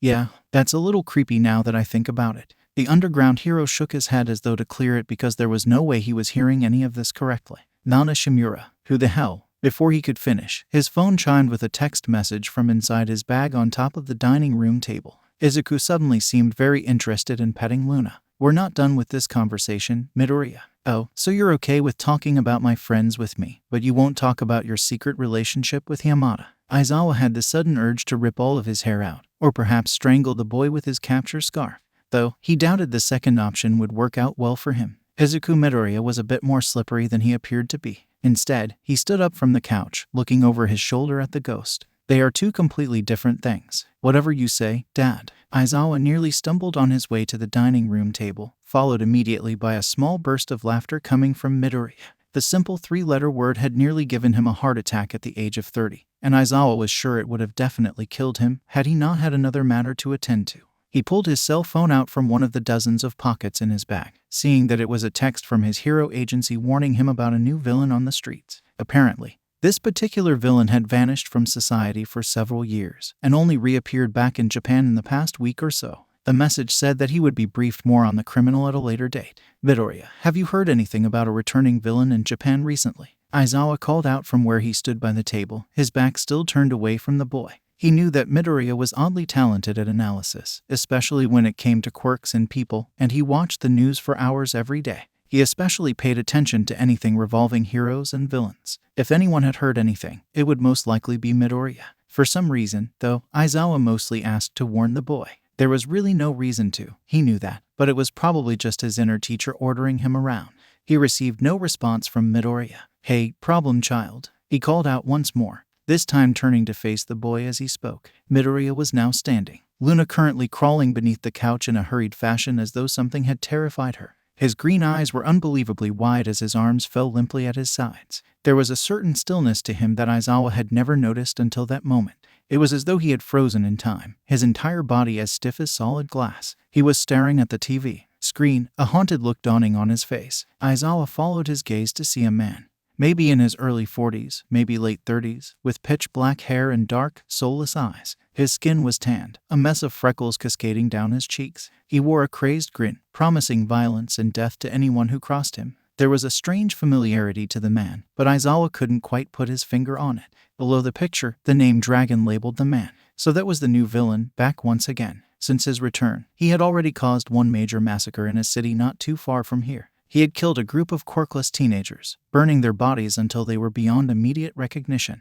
"What's wrong, Midoriya?" The boy was uncharacteristically quiet, his body silently trembling in fear. "Midoriya, evidence from police investigations lead them to believe that the villain, Dragon, is heavily associated with the newly found League of Villains that attacked UA's campus not too long ago," the news reporter stated, her voice appropriately grim. "It would appear that the League of Villains are recruiting many powerful allies as of late, but police urge citizens not to panic. The heroes and investigators have everything under control." Midoriya shook his head slowly, choking on a disbelieving laugh. "That would be my real dad." Aizawa glanced between the boy and the image of Dragon on the TV screen, beginning to see the physical similarities. They both shared that same light dusting of freckles and scars. But Midoriya's skin was a few shades lighter than his father's. The boy's scars were larger, more jagged, but that's just about where their similarities ended. Dragon's eyes were emotionless, cold. Darkness hung onto his smirk as though he wanted to rip the world apart piece by piece, and he would enjoy every miserable second of it. He possessed the same malicious glint in his dark eyes that Aizawa often saw in villains. Midoriya's eyes held a fragile, innocent spark that he clung to like some sort of lifeline. His smile was genuine and full of mischievous joy. Aizawa could see none of his father's personality in the boy. "It would seem like your dad's back in town." Midoriya huffed a pained laugh, collapsing back on the couch, his head falling in his hands. "He's joined up with the League of Villains. And he's killing quirkless kids again," he scoffed, his fingers tangling in his hair. "Surprise, I guess." Aizawa knelt in front of the boy, waiting for him to lift his head before speaking once more. "Does anyone else know who your father is?" Midoriya shrugged. "My mom. The Bakugos probably know now or will soon. I told Todoroki," he whispered, gazing down at his hands with a conflicted expression. "I never told Todoroki my real name anyway, so he probably shouldn't be able to connect the dots. But if he does, I doubt the news will let out Dragon's real name anyway. No harm, no foul. It'll be all right," Aizawa murmured, hesitantly lifting his hand to ruffle Midoriya's hair. It was still strange, learning that he could actually touch things now, even after he was already dead. Midoriya shook his head. "It's not me I'm worried about," he muttered, before meeting Aizawa's eyes. "Hey, if you ever see my father, can you punch him in the face for me?" Aizawa allowed his lips to quirk up just a fraction. "I'll probably do more than that, problem child. Do you know what the most valuable thing in this world is, Izuku?" The man inquired softly, his hands running gently through his son's green curls. Izuku gazed up at his father from his position on his lap, a thoughtful frown tugging at his lips. Slowly, the boy shook his head.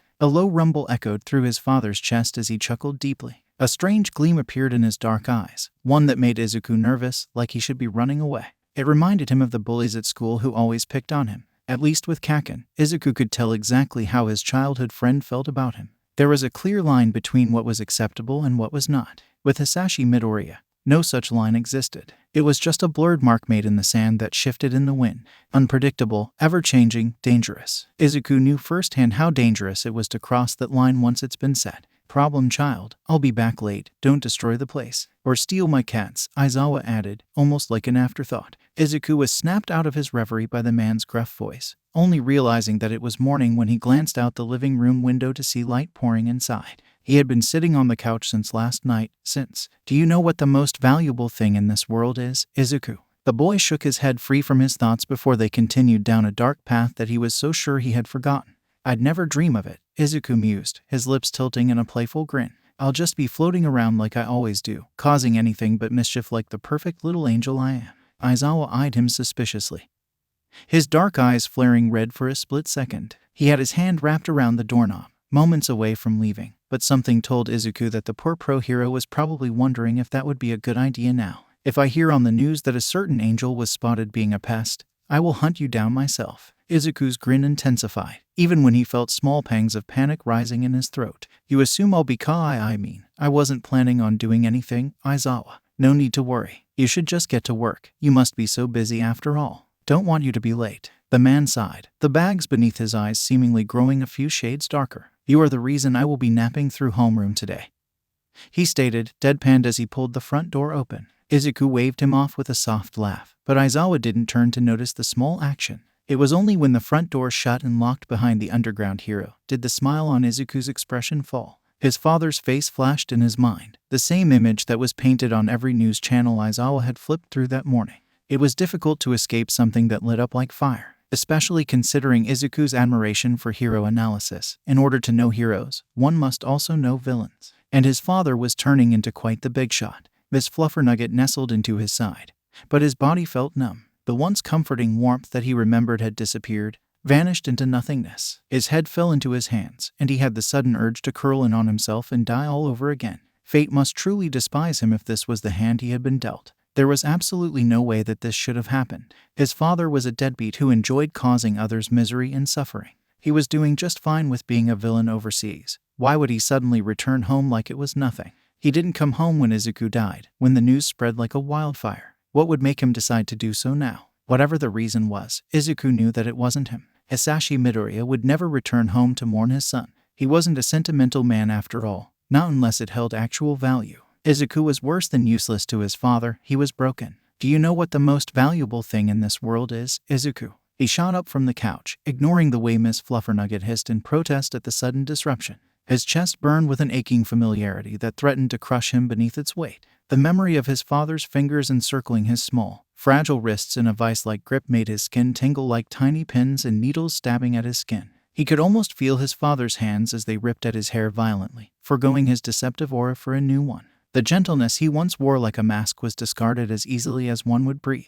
Fear curdled in his stomach like a sickness. The memories were soaring higher than before. He could feel the waves rise, their shadows glaring down at him from thousands of impossible feet above his head. They did nothing but loom over him, but the anticipation was worse than the actual pain.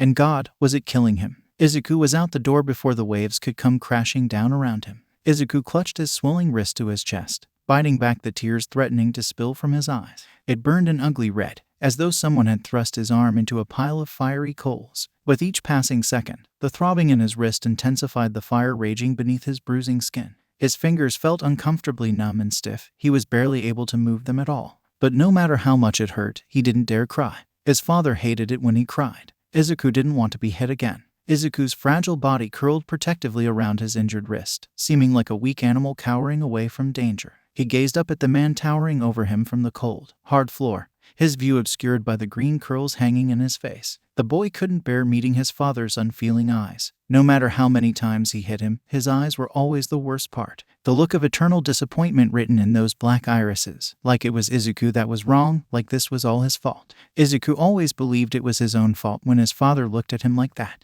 If you don't have power, you have nothing. You're weak and pathetic, and this world will walk all over you if you let it. Get that through your head, Izuku, he sighed, sounding more tired than angry. Hisashi Midoriya wasn't like Kaken. His father never got angry, not in a fiery ball of wrath sort of way anyway. He never screamed, just punched and kicked until Izuku was weak and a little more broken than he was before, but never too much. Mama couldn't know after all. His father simply acted as though Izuku was throwing a temper tantrum, and he was forced to deal with his son's childish antics. It was always exhausting work, disciplining a naughty child. His father would know best. I'm only trying to help you. You don't want mom to be troubled because you couldn't learn to behave, right? Izuku flinched, the tears slowly drying from his eyes before they could fall. His body curled in tighter, his eyes dropping to his father's feet in shame. You're a smart boy, Izuku. I'm sure you will learn properly very soon. Shut up, shut up, shut up. Izuku scratched at his wrists as the memory consumed him entirely, recalling the mantra that was pounded in his head for as long as he could remember. The burning sensation had crawled back to its rightful place beneath his skin.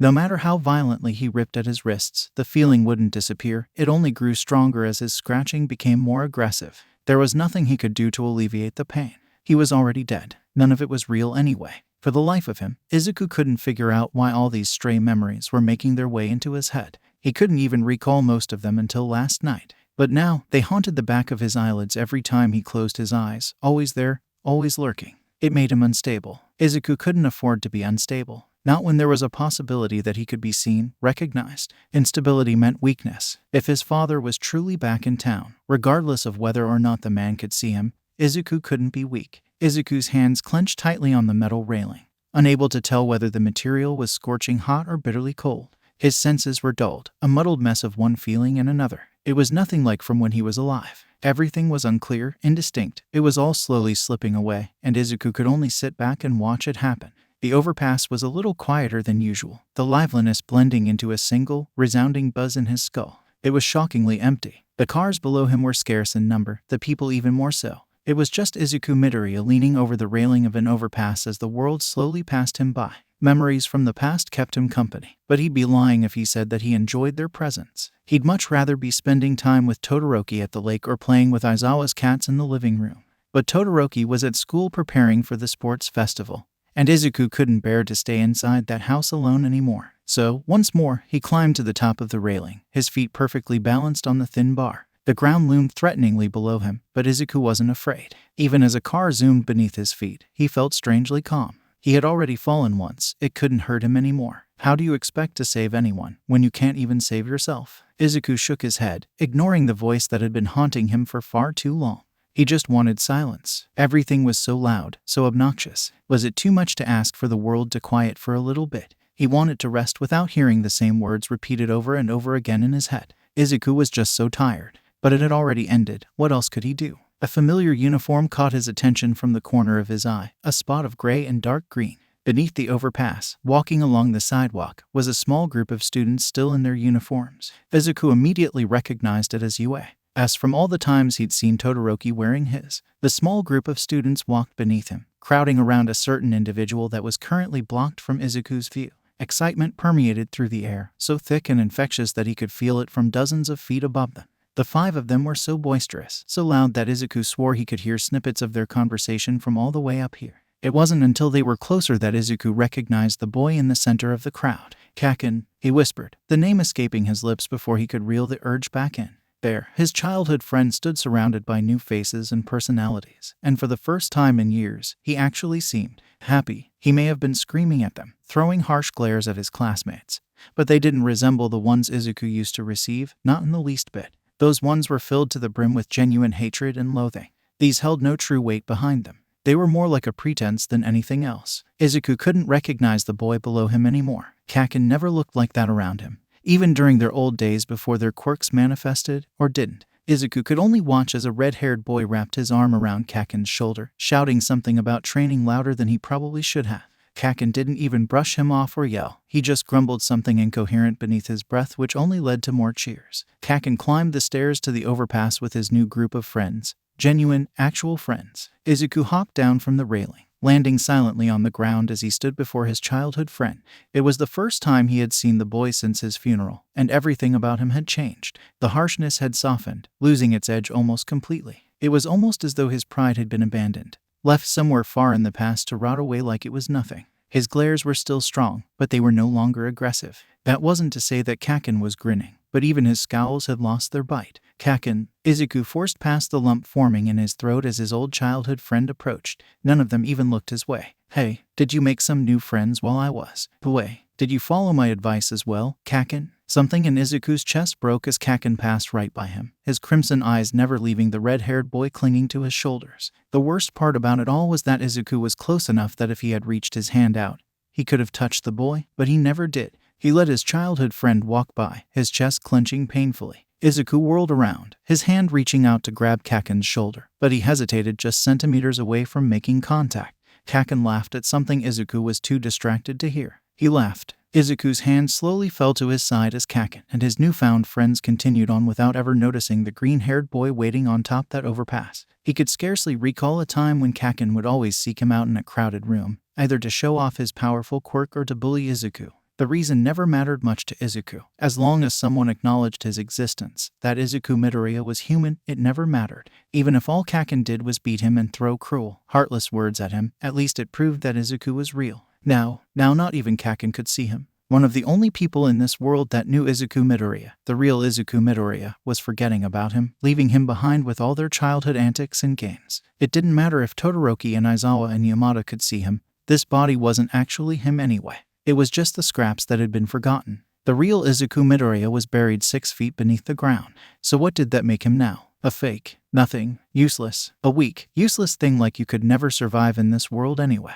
What's the point of even trying? Izuku clutched at his shirt front, blood spilling into his vision. Bye-bye, Kaken. It wasn't the first time that Izuku had prayed that Katsuki would turn around, but it may have been the last. Izuku wiped the blood from his face, the scarlet liquid mixing with tears he didn't know he was shedding. His vision was dyed red as he watched Katsuki disappear down the stairs on the opposite side of the overpass, the sound of their laughter quickly fading from Izuku's ears. He stood there, in the middle of the overpass, for longer than he probably should have.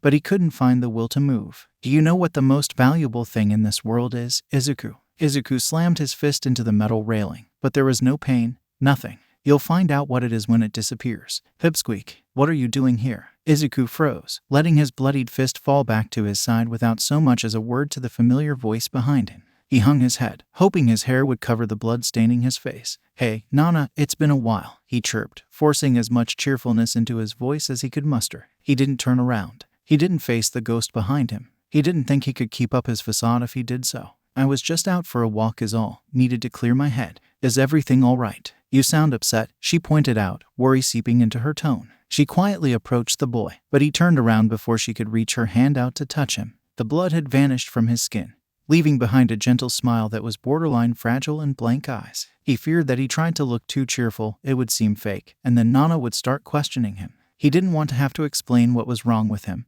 Not when it was so much easier to just bury it all. I'm fine. I just saw an old friend. Nana appeared the same as the last time Izuku saw her. She was still clad in her hero costume, her hair still in the same half-up, half-down fashion. The only difference was that this time around, her lips were pursed with a mother-like worry as she examined his face. Her expression was full of understanding as she patted his green curls. I see, she whispered, wrapping her arms around the boy before her. It's always difficult seeing the people we used to know moving on. Even if all we do is wish that they'll continue living after we're gone, it's never as easy as we make it out to be, is it? Izuku's smile dropped as he pressed his face into her shoulder. He couldn't see me. Nana's embrace tightened around him. It'll be all right. He doesn't know. I know. He'll never know. I know. When you find what is most valuable to you, you'd best hope you give it up before it is taken from you. It's better to lose something on your own terms than having it ripped away from you. Hopefully, you can learn to live without it, but if that's the case, was it ever really that valuable in the first place? I don't want to be anything. I'm going to stay right here. Those few words haunted Shado's mind for longer than he would care to admit.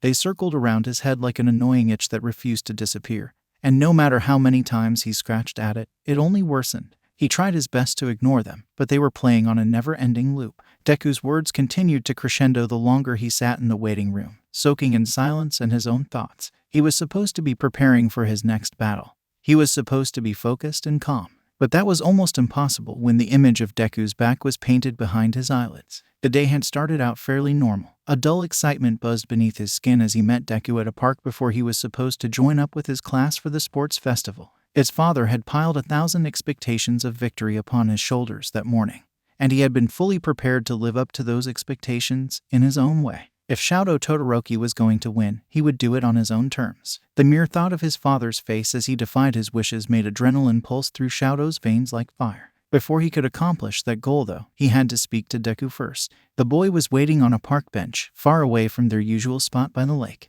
It had been Deku's idea to have a change of scenery before Shadow's apparent big day. He had been gazing blankly at the sky, his scarred hands clasped on his stomach as he leaned back on the bench. Deku had been the perfect picture of tranquility as he awaited Shadow's arrival. His grin had been brighter than normal, his eyes practically glowing with a childlike joy that Shadow had only seen when he was with the boy. He had called Shadow's name, offering an energetic wave as he approached the bench. Shadow could only wave back silently. Before Shadow could say anything, Deku exploded. Almost literally, with 1,000 questions about the sports festival that Shadow didn't have a chance to answer before the boy moved on to the next inquiry. Words and half-formed sentences spilled from his friend's lips faster than his brain could probably comprehend, and Shadow was already lost by the third phrase. Yet, despite the slight frustration he felt growing in his chest from his lack of understanding of what Deku was saying, Shadow didn't bother to stop him. He waited for a few minutes until the thoughts slowed to a trickle, and he could finally hear what Deku was asking. Think we'll win. I hope you make it to the final rounds, Todoroki. I'll be rooting for you from the stands. I believe in you. Shadow's eyes widened at the pure look of joy and faith written across Deku's freckled face.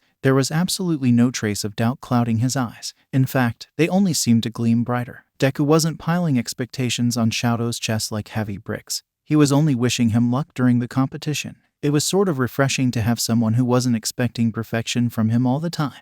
Thank you, Deku. For more than you probably know, was what he couldn't say. He probably should have voiced this thought aloud. Shadow knew he would regret it later, but he didn't have the courage in that moment. So he focused on something else that Deku said that caught his attention. Wait, you're actually attending the sports festival? The boy nodded enthusiastically as he leaned a little closer to him, and Shadow feared that his neck would receive permanent damage from the action. Of course, I'll be there cheering for you, he exclaimed, pumping his fist in the air. Though, don't tell anyone else that. I'm not supposed to be picking favorites, but what they don't know can't hurt them. Shadow suppressed a laugh that threatened to escape his lips. He sometimes wondered how someone like Deku could possibly exist in this universe. Shadow knew firsthand that this world wasn't as kind and wonderful as the heroes always claimed it to be, but that fact never seemed to affect Deku. He retained his bubbly personality despite the darkness that wanted nothing more than to snuff out all visible light.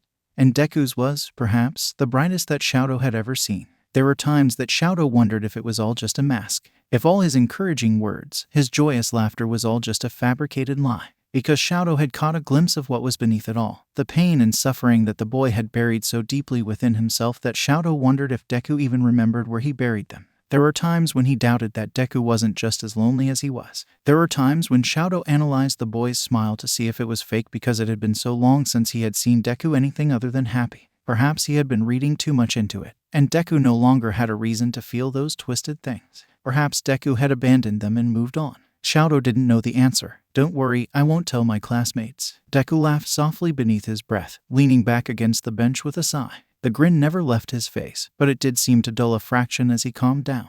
If there even was a calm setting for Deku, it must be exhilarating to be in the hero course. Being taught by all these amazing heroes, it must get pretty interesting at times, he murmured, a quiet longing lingering in his voice that Shadow almost missed. It's always strange in Class 1A, Shadow responded, absent-mindedly. He was too focused on reading into the tone Deku used. Something about it made him want to pat the boy's head or hug him. It wasn't exactly sadness bleeding into his voice, but something similar enough to build a pit of worry in his stomach.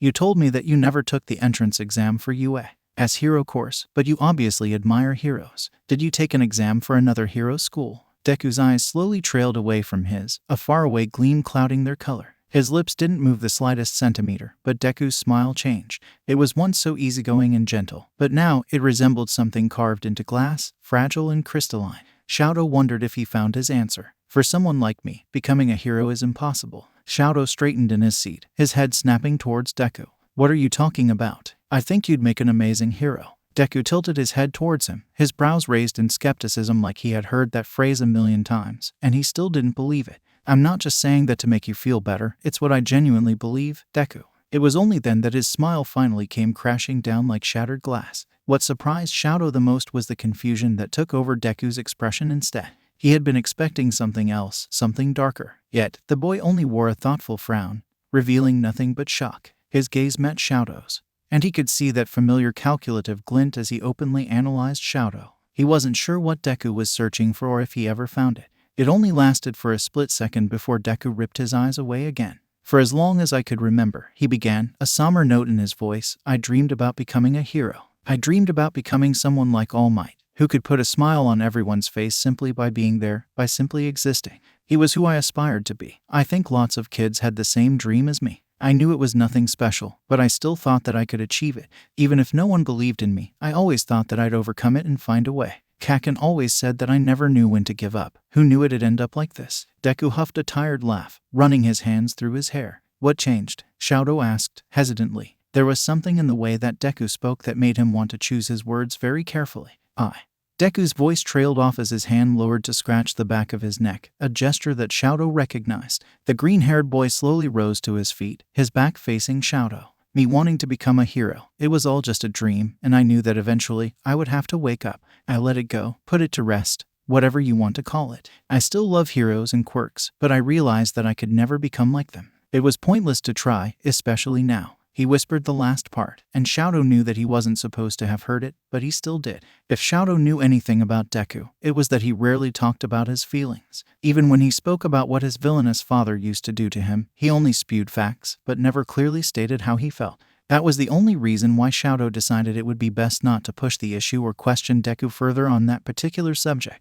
If you don't want to become a hero anymore, what do you want to be? Deku seemed to seriously contemplate his answer, his hand cupping his chin thoughtfully. Shadow couldn't see his expression, but he could see the way that his back was tensed almost apprehensively. I don't want to be anything. I'm going to stay right here. After those words had left his mouth, Deku had spun around on his heel, offering an innocent smile that didn't fit the mood. It may have been the brightest smile that Shadow had ever seen, but it was also the fakest. That had been the first time that Deku had truly lied to him. Izuku watched the first trial of UA's sports festival from the announcer's booth. He should have been filled with excitement. This was his first time actually attending such an event, and he even had a front row seat. Yet, despite how much he wanted to enjoy this moment, his mind kept wandering back to the conversation he had earlier with Todoroki. He never intended to reveal so much about himself, to lay a part of his soul bare before his friend.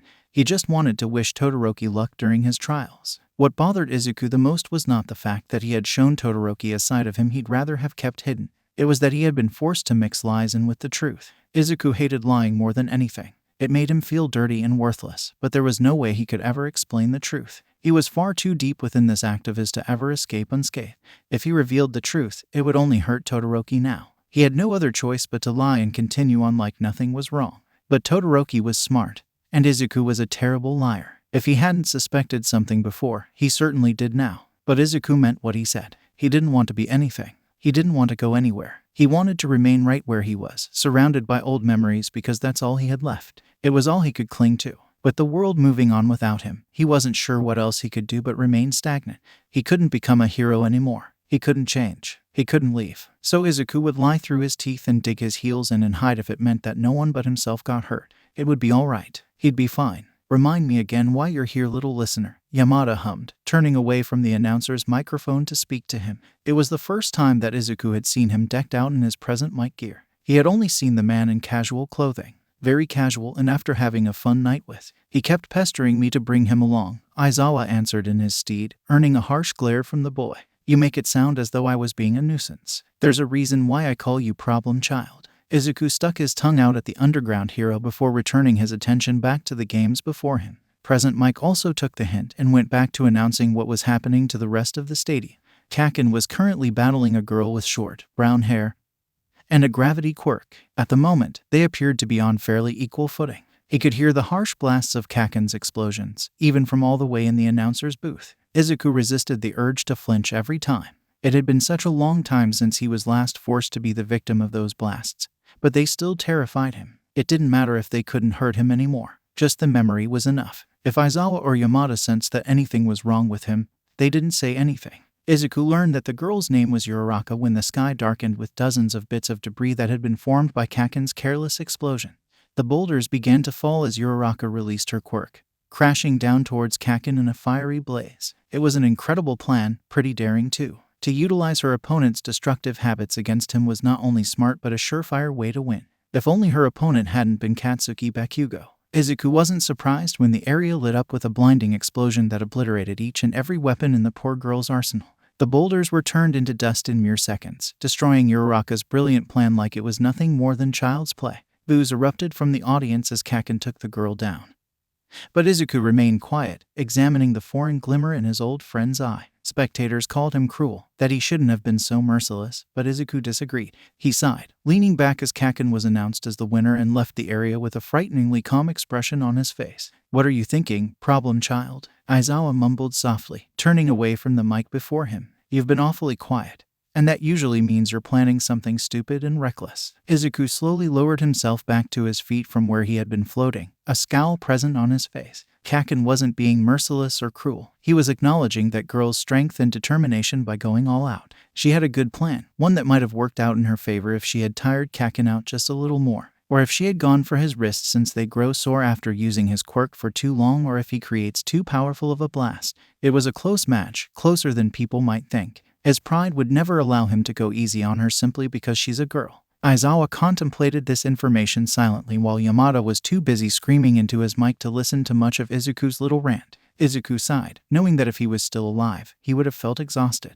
Though he couldn't exactly call Kaken a friend anymore, he was still defending his actions. Of course, this time his actions were valid, but it still left a sour taste in his mouth. He recalled the last time he saw his childhood friend. The desperation clawing at his chest as Kaken walked by. A part of him had hoped that maybe he would have been able to see Izuku, to speak with him, but he was only met with unnecessary disappointment.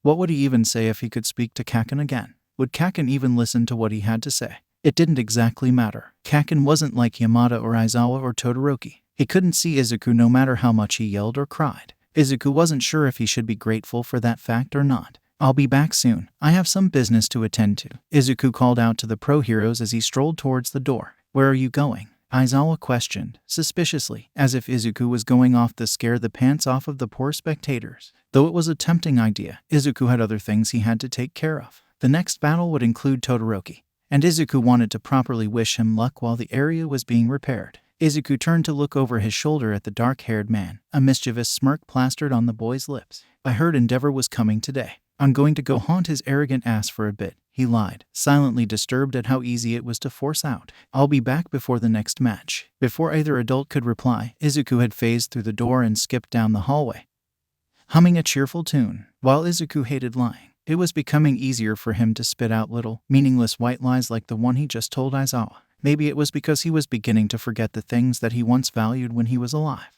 Maybe he was ignoring them because they held no meaning to him now that he was dead. He couldn't be sure. What he did know was that he wanted to talk to Todoroki before he fought his next opponent. Izuku had witnessed how Todoroki had wiped out a boy named Hantasiro with little effort, but it bothered him how he only used his eyes to do so. During this entire festival, Izuku hadn't seen his friend use his other half even once, except for a small spark during the cavalry battle. But he quickly snuffed out the flame before it could burn too brightly. Izuku was disappointed, but he could also guess the reason why Todoroki refused to use his fire. It was actually quite obvious. Izuku stopped in a random hallway, looking around for any clues as to where he was or where he might be going. And he was already hopelessly lost. Curse his directionally challenged self. How hard is it to navigate this stupid stadium? "Come on, Yue.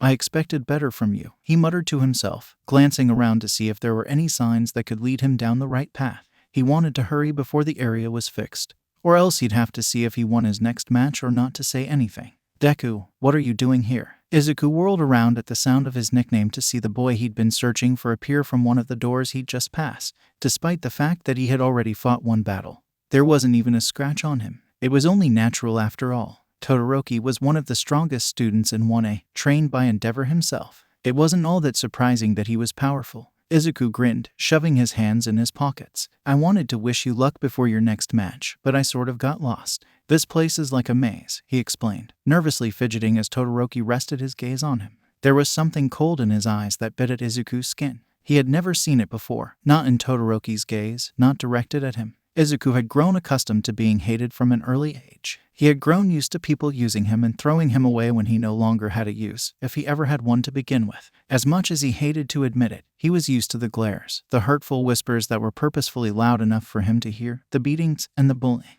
He grew up experiencing those things from people he called his friends. He had grown up with curses and fists rather than love and hugs. Despite this fact, Izuku had never once imagined that he would see distrust blooming in Todoroki's mismatched eyes. He searched his blue and gray irises in case he might have been mistaken, but Izuku knew what he saw. He recognized that look, even if it had been a long time since someone last glowered at him like he was worth nothing more than the dirt on someone's shoe. Izuku felt his lips twitch, his smile threatening to crumble on him. Though, he drawled out, his voice weaker than he meant it to be as he rocked back on his heels, "I seem to have come at an inconvenient time."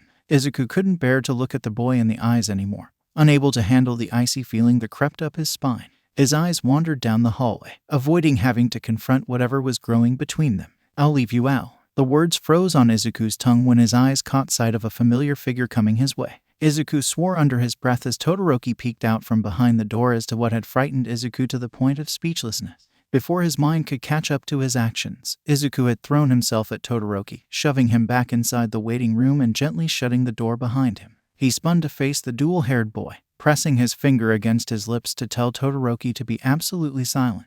He just hoped that Todoroki could understand how serious this situation was. Todoroki stared at him from where he had nearly stumbled into the table in the center of the room. His eyes narrowed suspiciously, but he didn't say a word until the stomping footsteps had passed their door, disappearing somewhere down the hallway. Izuku sighed in relief, almost collapsing against the door, but he was too afraid that he might have slipped through it instead. "Why are you hiding from Bakugo?" Izuku swallowed thickly against the lump forming in his throat, forcing himself to calm down before he completely blew everything he had worked so hard to hide. He glanced up at Todoroki, his eyes not willing to go any higher than his throat. The iciness in his gaze still haunted Izuku's mind, and he wasn't eager to see it once more. For a moment, Izuku wondered if he was better off spending his time with Kaken, who couldn't even see him. It couldn't have been worse than this situation right now.